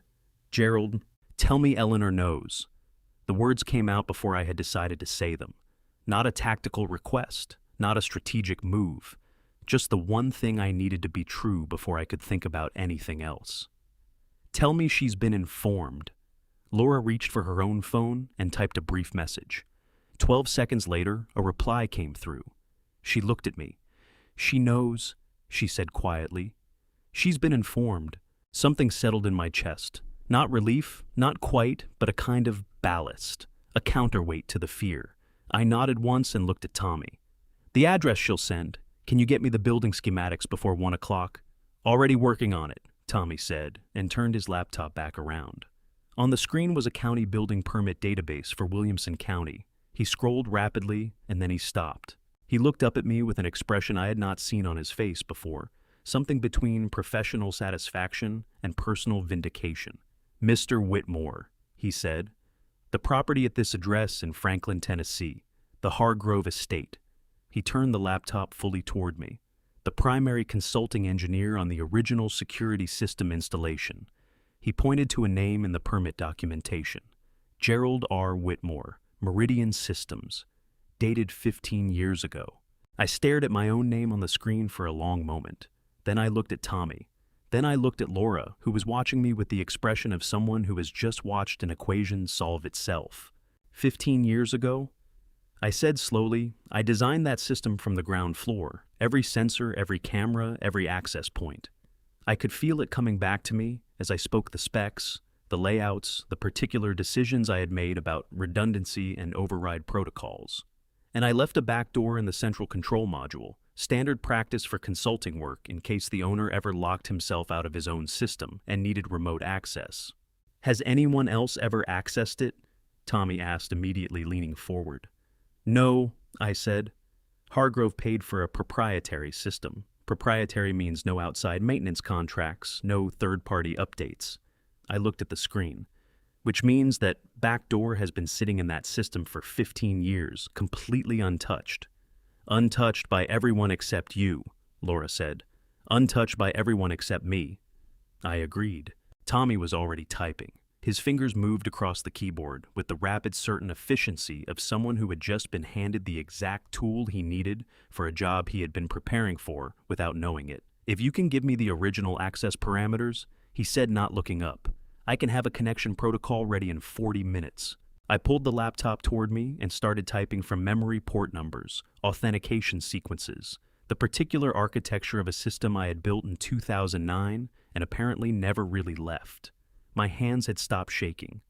They were steadier now than they had been all day, because this was the language I had spoken for 40 years, and some things did not leave you no matter how much else changed. Laura's phone buzzed. She read the screen. "Morrow just called Hargrove," she said. She caught my look and added, "We've had a federal wiretap on Hargrove's phones for 8 months, approved as part of the broader investigation, separate from tonight's emergency authorization.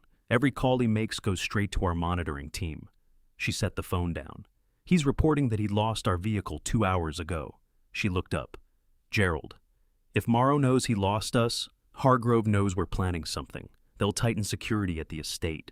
"How much time before they move, Lily?" I asked. Laura's jaw tightened. "If they think we're coming, not long." I looked at the clock on Tommy's laptop. 11:47 p.m. "Then we leave in 5 minutes," I said. "Tommy, bring what you have. We finish the rest in the car." The drive to Franklin took 38 minutes at that hour. No traffic on, it was 65, south past midnight, just the dark ribbon of interstate unspooling through the Nashville suburbs, the occasional wash of headlights from an oncoming truck, and the three of us in Laura's gray sedan doing the kind of talking that happens when there is no more time for hesitation, and everything that gets said has to count. Tommy sat in the back with his laptop open, the blue-white screen light catching the angles of his face as his fingers moved across the keyboard.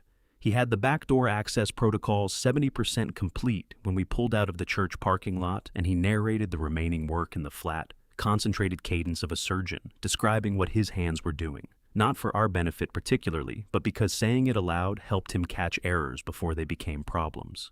The central control module runs on a proprietary firmware that hasn't been updated since 2011. He said, not looking up. Which means the authentication architecture is pre-modern. It doesn't have the layered verification protocols that current systems use. Your original backdoor is essentially a master key that the system still recognizes as legitimate because nobody ever told it not to. He paused, typed something rapidly. Once you establish the connection, you'll have access to every subsystem simultaneously. Doors, lights, cameras, communications, ventilation. The lockdown sequence will execute in approximately 4 seconds from the moment you trigger it. 4 seconds, I said. Give or take. Tommy glanced up briefly. The cameras and microphones will begin transmitting to our relay server the instant the connection is established, before the lockdown, before anything else. Whatever gets said in that room from the moment you walk in will be on record." He looked at Laura. "Your team will have it in real time." Laura had been on the phone for the first 20 minutes of the drive, speaking in the low, clipped shorthand of someone coordinating with people who did not need things explained twice. When she finally lowered the phone, her expression had the particular quality of a person who has just successfully moved a large number of pieces into position and is now waiting to see whether the board holds. "I spoke with Judge Patricia Hensley at the federal courthouse," she said. "She issued an emergency judicial authorization 40 minutes ago, signed and filed. Everything we collect tonight is admissible. Every word Hargrove says in that building, every transaction record, the cameras capture every communication on his network." She looked at me directly. "You are not walking into that house as a civilian acting alone. You are walking in as a cooperating witness in an active federal investigation with the full weight of a signed court order behind every step you take." Something loosened in my chest, not much, but enough to breathe around. "What about the secondary entrance?" I asked. "West side of the property," Laura said. "There's a service door that connects to the utility corridor on the ground floor. Tommy is providing my tactical team with the override code for that door. It bypasses the primary security panel entirely and opens from outside using the same backdoor protocol." She paused. "That's how we come in. That's also how Eleanor comes in," I said. Laura nodded once. I looked out the window at the dark Tennessee countryside sliding past. Williamson County at midnight, horse fences and old oaks, and the occasional lit window of a farmhouse set far back from the road.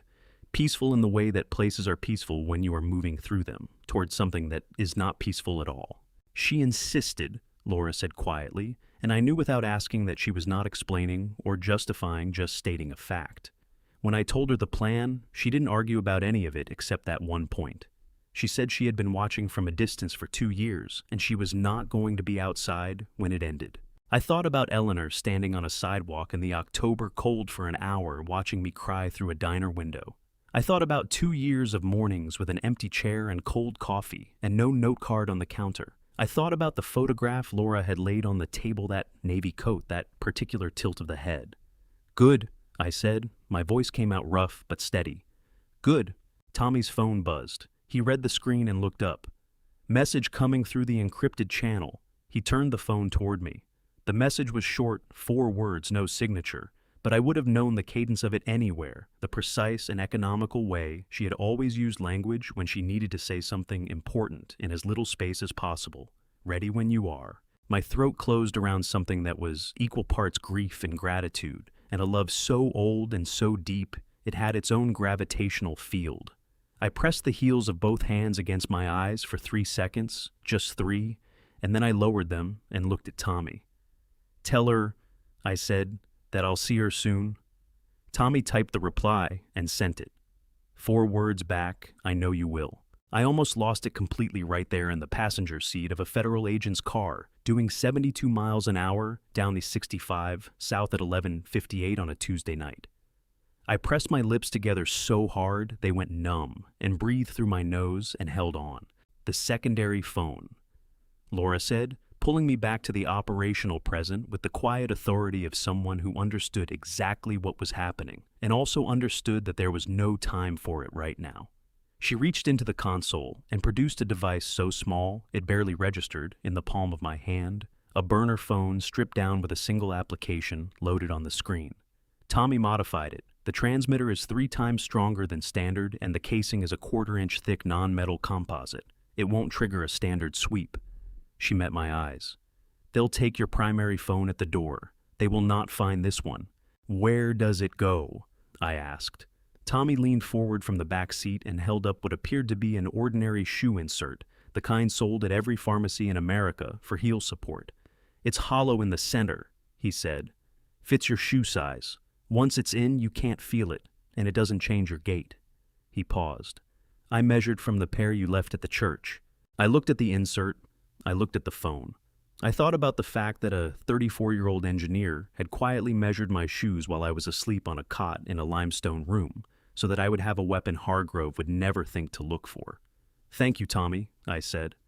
He shrugged the gesture of a man who was not comfortable with gratitude and expressed care through preparation instead. "Just don't step on it wrong," he said. Laura's phone lit up with a text from her tactical coordinator. She read it and her jaw tightened by a fraction. "Morrow just called Hargrove again. He's telling him the FBI lost our vehicle and doesn't know our current location." She set the phone down. "Which means Hargrove thinks he still controls the timeline." "Good," I said. "Let him think that for another hour." The Franklin exit appeared ahead, the green sign catching our headlights. Tommy closed his laptop with a soft, definitive click. "Connection protocol is complete," he said. "The moment that phone establishes contact with the estate's network, I have full system access from here." He paused. "Mr. Whitmore, you built a very good system 15 years ago." "I know," I said. "Hargrove paid a great deal of money for it." I pulled the shoe insert from Tommy's hand and reached down to unlace my shoe. My fingers were steady. My heart rate was elevated, but controlled, the kind of controlled elevation that comes not from fear, but from the focused convergence of everything you know and everything you are onto a single point in time that is now very close. Outside the window, the lights of Franklin, Tennessee appeared on the horizon. Lily was somewhere in those lights. And somewhere behind us, on I-65, in a car I could not see, Eleanor Whitmore was driving toward the same destination. And she had been waiting 2 years for tonight, and so I realized, had I? Before I walk through that door, before I tell you what happened inside that house and who was waiting for me, drop 14 in the comments if you believe justice is coming. Because what happens next is something I could not have scripted if I tried. And a reminder, some elements of this story are fictional, added to bring its message to life. If this isn't the kind of story for you, it's okay to stop here. But if you've come this far, you deserve to see how it ends. The Hargrove estate looked exactly the way money looked when it had stopped trying to impress anyone. No gates at the end of the drive, just a cattle grid and a gravel road, lined with old-growth cedars that had probably been there since before the Civil War. The house itself sat back from the road, on a slight rise, a converted farmhouse with additions that had been done well enough to look original. Warm light in the downstairs windows, a covered porch running the full length of the front facade. If you drove past it on Franklin Road at 1 in the morning, without knowing what it was, you would think, old money, good taste. People who slept well. I knew what it was. I left Laura's car at the cedar tree she had indicated on the property map, 300 yards from the house, invisible from the front windows, and walked the rest of the way alone. The October air was cold and very still, and my footsteps on the gravel sounded unreasonably loud until I moved onto the grass. Behind me, somewhere in the darkness, Laura's tactical team was already moving into position around the perimeter. Somewhere further back on Franklin Road, a second vehicle had turned in without headlights. I did not look back. I kept walking. The man at the front door was large and professionally blank-faced, and he held out his hand for my phone before I had finished climbing the porch steps. I gave it to him without argument. He ran a handheld scanner over me, front and back thorough, but not thorough enough, and then opened the door and stepped aside. The phone in my left shoe said nothing. Neither did I. Diane was waiting in the main room. It was a large space, the kind of open-plan interior that resulted from removing several walls and replacing them with steel beams, all exposed wood and leather furniture, and the particular aggressive understatement of a man who wanted you to understand that he did not need to show off. Cryptocurrency price displays ran along one wall on a continuous feed, green and red numerals shifting in real time. The room smelled of wood smoke and expensive bourbon. Diane stood near the center of the room in her charcoal blazer, the same one still the third time I had seen it in as many days, with her hands clasped in front of her, and her posture carrying the composed forward-weighted stance of someone who was entirely certain they controlled what was about to happen. And then a door opened at the far end of the room, and Lily came through it, my daughter. 29 years old, wearing the same clothes she had been wearing when she walked into Diane's office the previous afternoon, her dark hair loose around her face, and her eyes red-rimmed from crying she had clearly been doing for hours. She saw me, and something cracked open in her expression, relief and grief and fury all at once. And she crossed the room in 6 steps and grabbed my arm with both hands and held on with the desperate, specific grip of someone who had spent the last several hours genuinely uncertain whether they would see the person they were holding ever again. "Dad," she said, and her voice broke completely on the single syllable, and I wrapped my arm around her and pulled her in and held her so tightly that I felt her shaking. "I've got you," I said into her hair. "I've got you. You're all right." "This is touching," Diane said from across the room. Her voice was warm, with something that was not warmth. "It really is. Dad, you know what I need, whenever you're ready."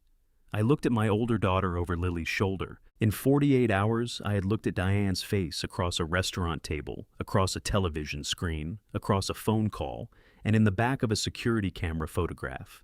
And every time I had been looking at the performance, the careful, impeccable, heartbreaking performance of a woman who had learned to construct a version of herself that was exactly what everyone needed to see. Now standing 15 feet away from her in a room that belonged to a man she thought was her partner, with no cameras on her, and no audience except her father and her sister. The performance was still running. That was the thing that finally broke me open, not with grief, not with anger, but with something closer to sorrow. The performance never stopped.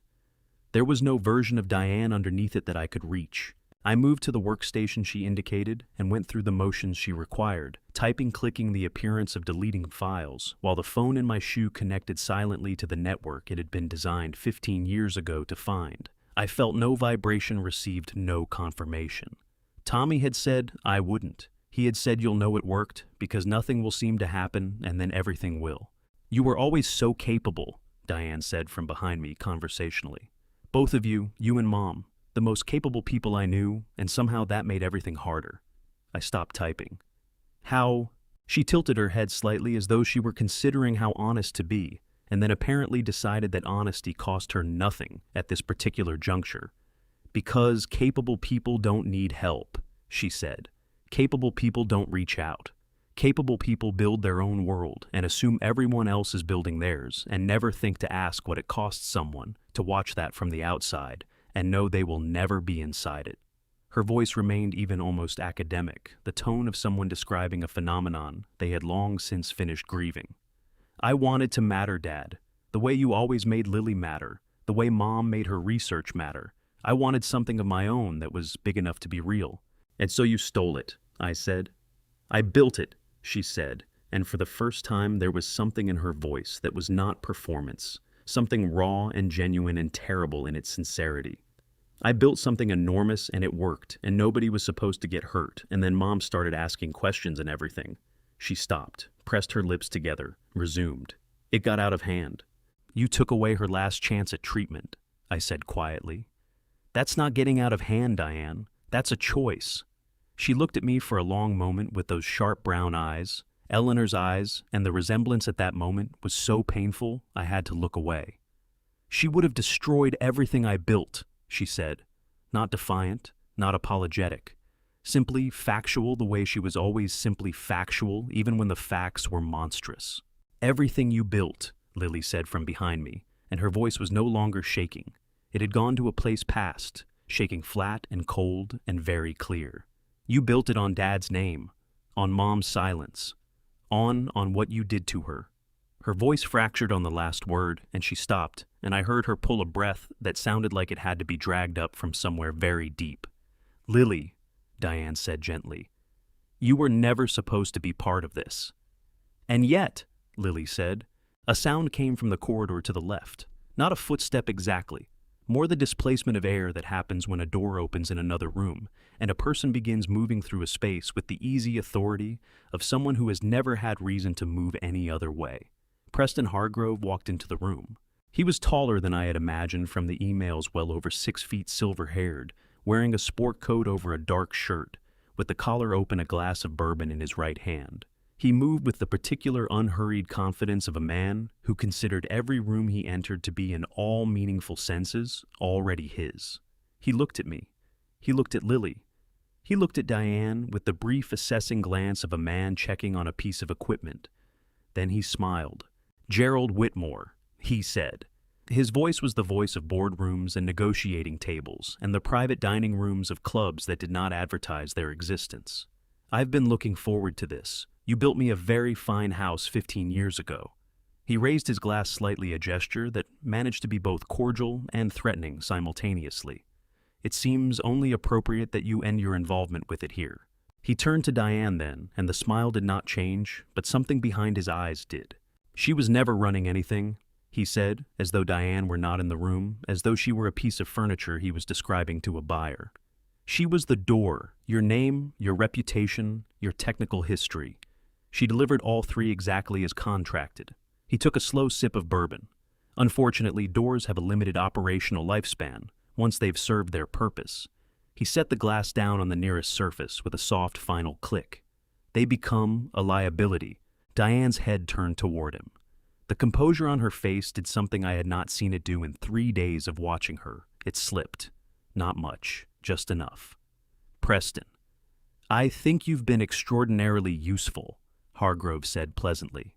"All three of you have, but I'm afraid useful and necessary are two different things." He nodded toward the two men standing at the periphery of the room, whom I had registered when I came in and carefully not looked at since.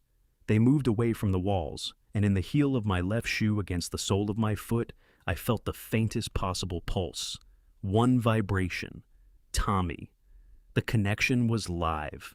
I pressed the button. Not a dramatic gesture, there was no button literally speaking.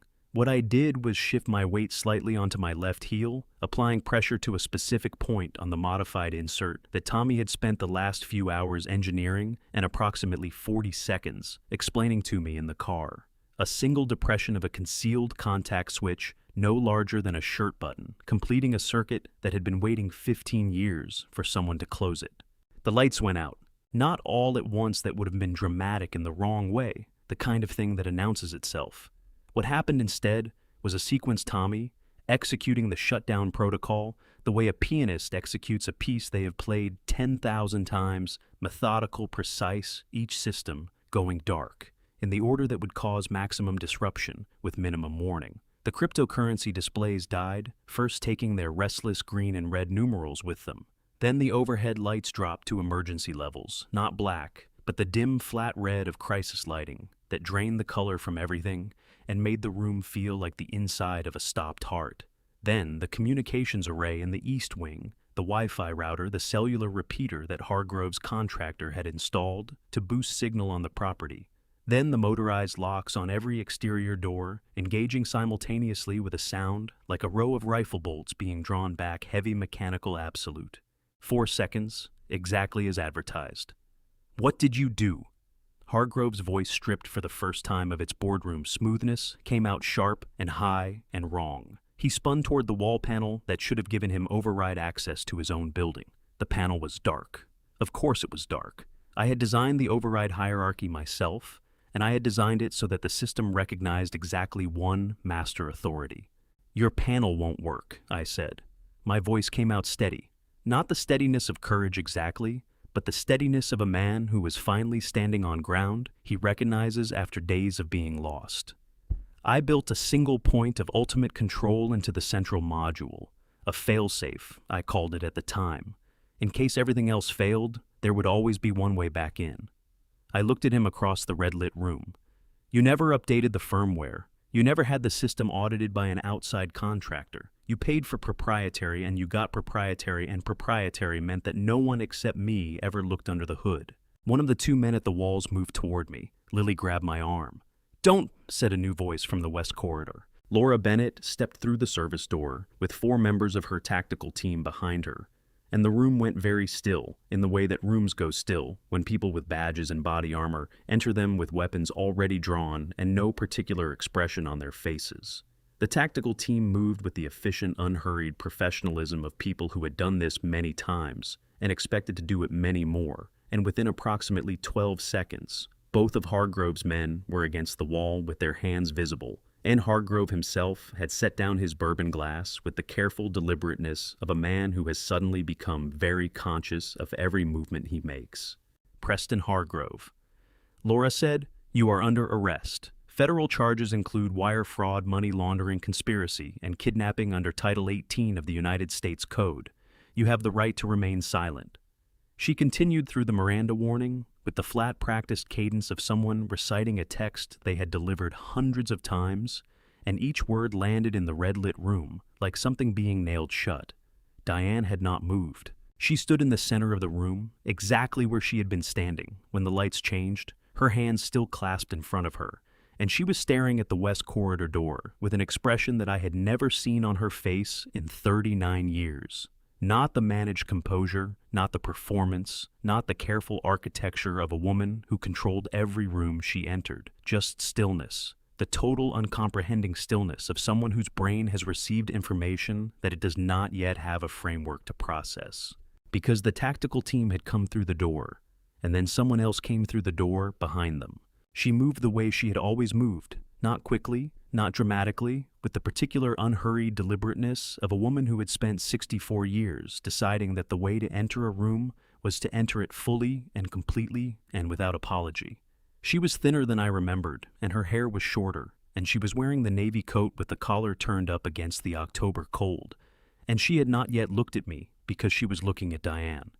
Eleanor, my wife, alive and present and crossing the floor of Preston Hargrove's living room at 1:37 in the morning, and I could not move. I could not speak. I could not do anything except stand in the red emergency light and watch her walk toward our daughter and feel something break open in my chest that was not grief and not relief and not joy, but all three simultaneously crashing through me like water through a dam that has been holding for exactly 2 years too long.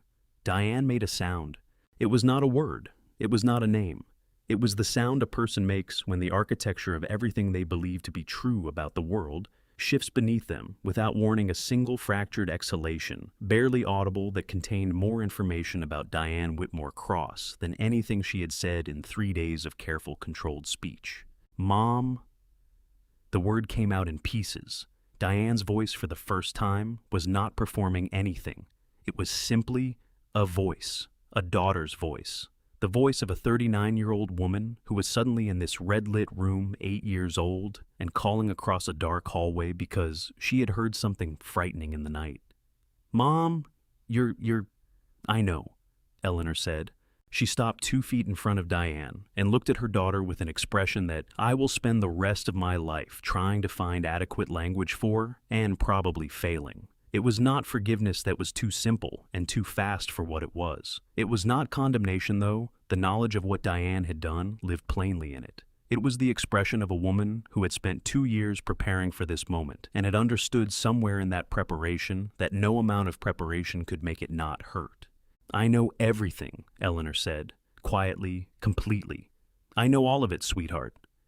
The last word, sweetheart, went through Diane like a blade going through something that had been rigid for a very long time. Her legs did not give out from being pushed or from shock. They gave out the way a person collapses when the thing they have been bracing against simply ceases to push back slowly, completely from the inside out. She went to her knees on the hardwood floor and pressed both hands over her face and made a sound that was not a sob and was not a scream, but was something in between that belonged to neither performance nor strategy nor control. It was the sound of someone who had finally run out of road. Laura's agents moved to take Diane into custody with the impersonal efficiency of people doing a job, and I watched my older daughter's hands come down from her face and go behind her back and heard the click of handcuffs, and the whole sequence felt both inevitable and unbearable in a way that I suspected I would be processing for a very long time. Lily made a sound beside me. I turned. She was standing with her right hand pressed flat against her mouth, her eyes streaming, watching her mother cross the room. Not moving, not calling out, just standing there with tears running down her face and her hand over her mouth as though she were trying to hold something in that was too large to hold. I put my arm around her. She turned into my shoulder and finally let the sob she had been containing for the past several hours come all the way out, ragged and enormous and completely without restraint, shaking her whole frame, and I held on as tightly as I could and let her. Across the room, Eleanor stood watching Diane be led toward the door. She did not look away. She kept her eyes on her daughter until the last possible moment, until the door closed and Diane was gone. And then she stood in the red-lit room with her hands at her sides and her chin up, and her jaw set in the way it set when she was feeling something enormous and had decided that she would feel it fully and without flinching. Then she turned, and she looked at me. 30 feet of hardwood floor and 2 years of impossible distance between us and her eyes found mine, the way they had always found mine, across crowded rooms and long tables and 42 years of ordinary life.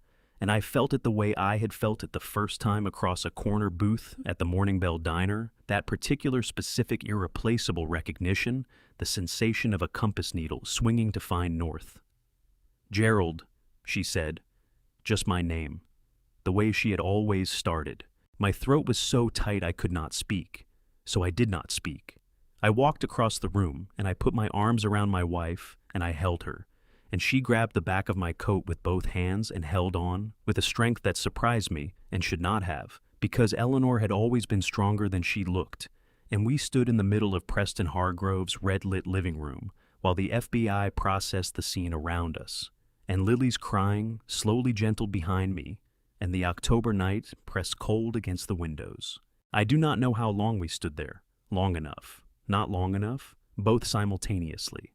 "I've got you," I said into her hair the same words I had said to Lily 20 minutes ago, because it turned out there were only so many ways to say the thing that needed saying, and that was the truest one I had. Eleanor pulled back just far enough to look at my face. Her eyes were wet, and her chin was trembling, and she looked exactly like herself, exactly, precisely, completely. Like the woman I had married and grieved and missed every single day for 2 years. And she put both hands on either side of my face and held it, and looked at me for a long moment, with an expression that said everything that the last 2 years had not allowed either of us to say. Then Lily appeared at my elbow, and Eleanor made a sound that was half laugh and half sob, and opened her arms, and Lily walked into them, and the three of us stood together in the wreckage of the evening and held on. The October night outside the Hargrove estate was cold and very clear. Stars came out in numbers that Nashville's city lights never allowed, and the blue and red pulse of the FBI vehicles parked along Franklin Road threw light up into the cedar trees in long, repeating arcs. I had not been outside in hours. The cold hit my face like something I had forgotten existed. Eleanor was beside me.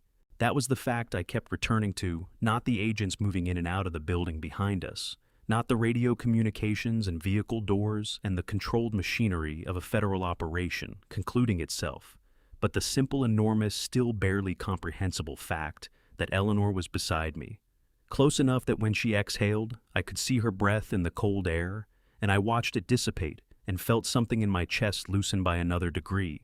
Lily stood on my other side, with her arms wrapped around herself, watching the front door. She did not have to wait long. Diane came through the front door between two federal agents' wrists, bound behind her in standard-issue restraints. Her charcoal blazer unchanged from 3 days of wearing it, her hair still pulled back in the boardroom, style she had worn when she stood at a cluster of microphones on the Davidson County Courthouse steps, and told Nashville her father was a confused old man who needed to be found. She walked with her chin up. I had expected that. In 39 years, I had never seen Diane Whitmore Cross walk any other way. And I understood now that this was not performance, but the deepest available fact about her. Whatever else she was not going to let anyone see her diminished. She did not look at me, she looked at Eleanor, and Eleanor looked back. I watched my wife hold her daughter's gaze across 15 feet of cold October air, and between the two of them passed something I was not part of, and did not fully understand, something specific to mothers and daughters, a grief and a fury and a love so tangled together that neither of them could have separated the strands. Eleanor did not look away until the car door closed. Then she let out a breath that came from somewhere very deep, and her shoulders dropped by a fraction, and I reached over and took her hand. "She was my daughter before she was any of this," Eleanor said. Her voice carried the weight of something she had been rehearsing the shape of for a long time. I will never stop knowing that, but I could not let it continue. "I know," I said. She squeezed my hand so hard I felt it in my knuckles, and I squeezed back, and Lily appeared at Eleanor's other side and wrapped both arms around her mother from behind, and Eleanor grabbed her hand without looking, the automatic, instinctive gesture of a woman who always knew where her children were. Laura appeared 10 minutes later, breath visible in the cold air. "Hargrove is in custody," she said. "The audio and video from tonight is clean signed court order, everything documented. We have his voice on record admitting to the conspiracy, the money laundering, and the plan for tonight. Attempted murder times 3 on top of everything else." She looked at the three of us. "It's over. Morrow?" I asked. "Nashville Metro has a warrant. He's gone to ground, but he won't get far." She allowed herself something that was almost a smile. "He'll be in custody before the week is out." Then Laura reached into her jacket and produced a small brass key. "Eleanor asked me to give you this tonight," she said. "She said you'd know what it opens." I turned the key in my palm and looked at Eleanor. "There's one more thing I left for you at the house," she said. "2 years ago, when I wasn't certain any of this would work." Her gaze was steady and unhesitating. "I need you to read it, especially now." "What is it?" "A letter," she said. "I'll explain the rest when we get home." She paused. "Frank sends his regards, by the way. He wanted me to tell you that he was honored to be trusted with this." "Who is he?" I asked. "In 40 years, you never mentioned him." Eleanor's expression went warm and complicated. "My oldest friend," she said. "We met the year before I met you. I talked about you constantly, apparently, which he found very entertaining." She looked at the hand in mine. "I never introduced you because Diane watched everyone I knew. Frank was the one person in my life she would never think to look for. He kept the package for 14 months and never once asked what was in it." Lily made a small, rough sound beside us. "I want to go home," she said in the voice of someone who has used up every resource available to her. "I want to sleep for approximately 100 years, and then I want someone to make pancakes." Eleanor laughed, a real laugh, short and genuine and startled out of her, and the sound of it hit me somewhere in the sternum with a physical force I was completely unprepared for, because I had not heard Eleanor laugh in 2 years, and I had forgotten, in the way grief makes you forget things you cannot afford, to forget exactly what it sounded like. It sounded like coming home. "Pancakes," Eleanor said, still laughing. "Yes, absolutely, pancakes." She took Lily's hand with her free hand, and the three of us stood for a moment in the cold October air, with the FBI lights sweeping through the cedar trees, and then we turned and walked toward Laura's car. I did not look back at the Hargrove estate. I had everything I needed, and it was all walking beside me. 6 months after Franklin, the dogwood trees were blooming along the street outside the Clifford Davis Federal Building. Eleanor noticed them first. She stopped on the bottom step and looked up at the white blossoms against the April sky, and something moved through her expression that she did not try to name or contain, and then she straightened and took my arm, and we walked up the steps together, Lily close behind us. The sentencing hearing began at 9 o'clock precisely. Judge Howard Beckett, compact, gray-haired, carrying his authority, the way certain men carry good coats as though they were born wearing it, opened the proceedings without ceremony. The pleas had been entered months earlier, Hargrove in February, when his legal team finally acknowledged that 3 years of FBI financial forensics and a complete audio and video record from the night of October 15th left them nowhere to stand. Morrow in December, apprehended in Memphis 11 days after the arrest at the estate. Diane in January, in a proceeding I had not attended and did not ask Eleanor about afterward. Today was only the sentences.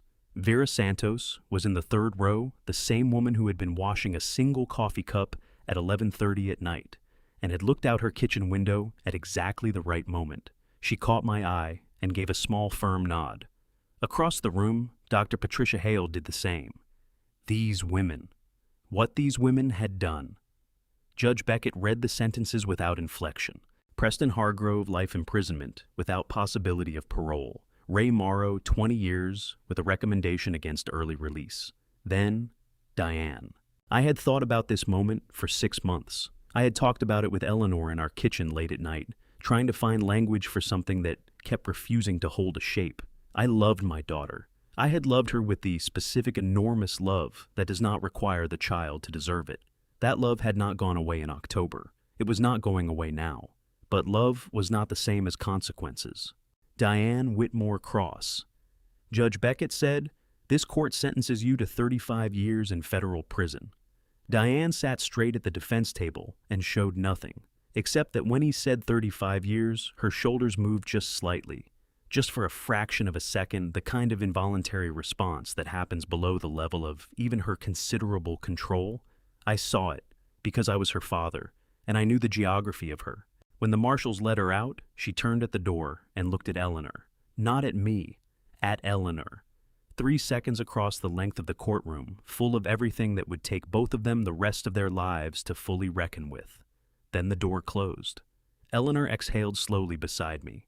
I reached over and took her hand, and she held it without looking away from the closed door, and then she turned to me and her eyes were bright and tired and completely honest. "Take me home, Gerald," she said.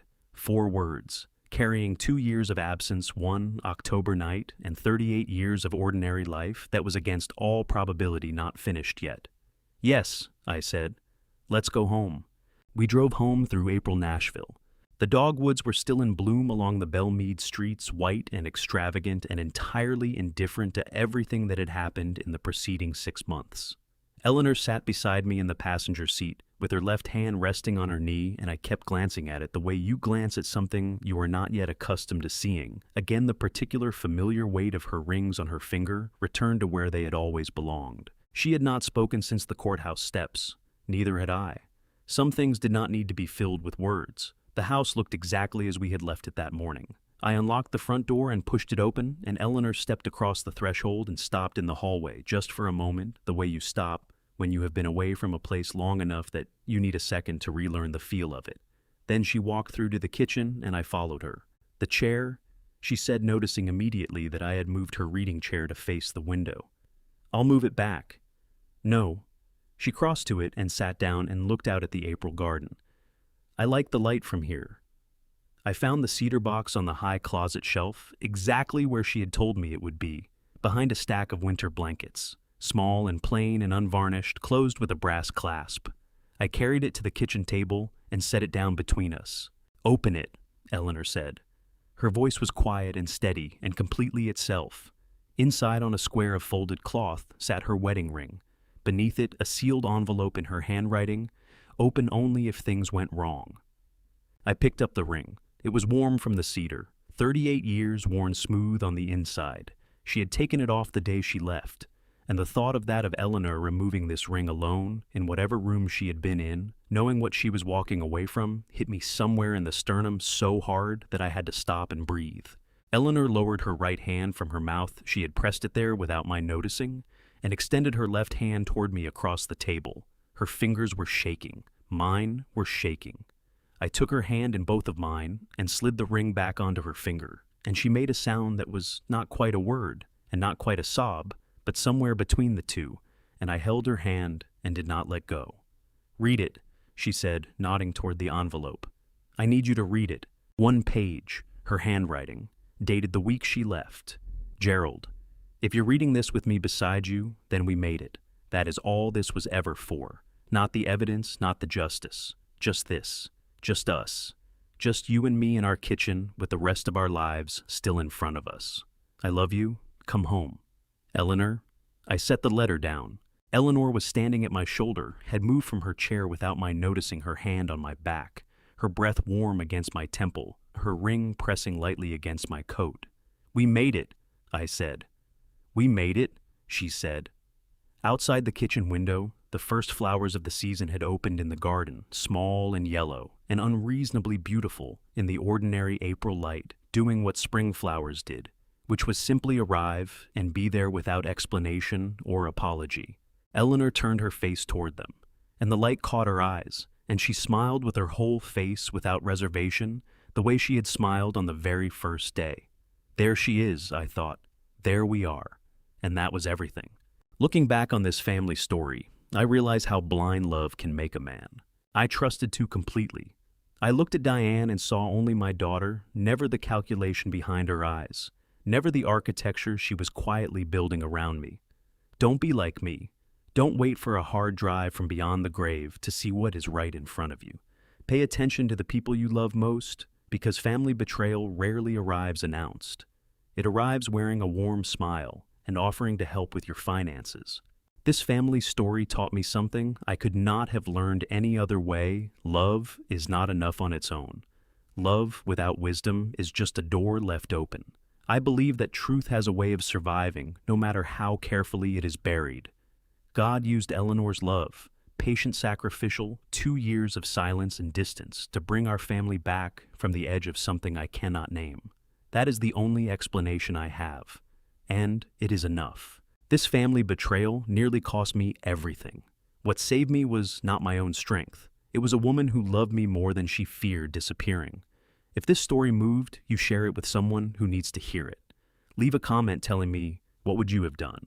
And if you haven't already, please subscribe so you never miss another story like this one. Thank you for staying until the very end. The stories ahead contain some fictional elements crafted with the hope of leaving you with something worth keeping. But if that's not what you came for, no hard feelings. Choose what serves you best.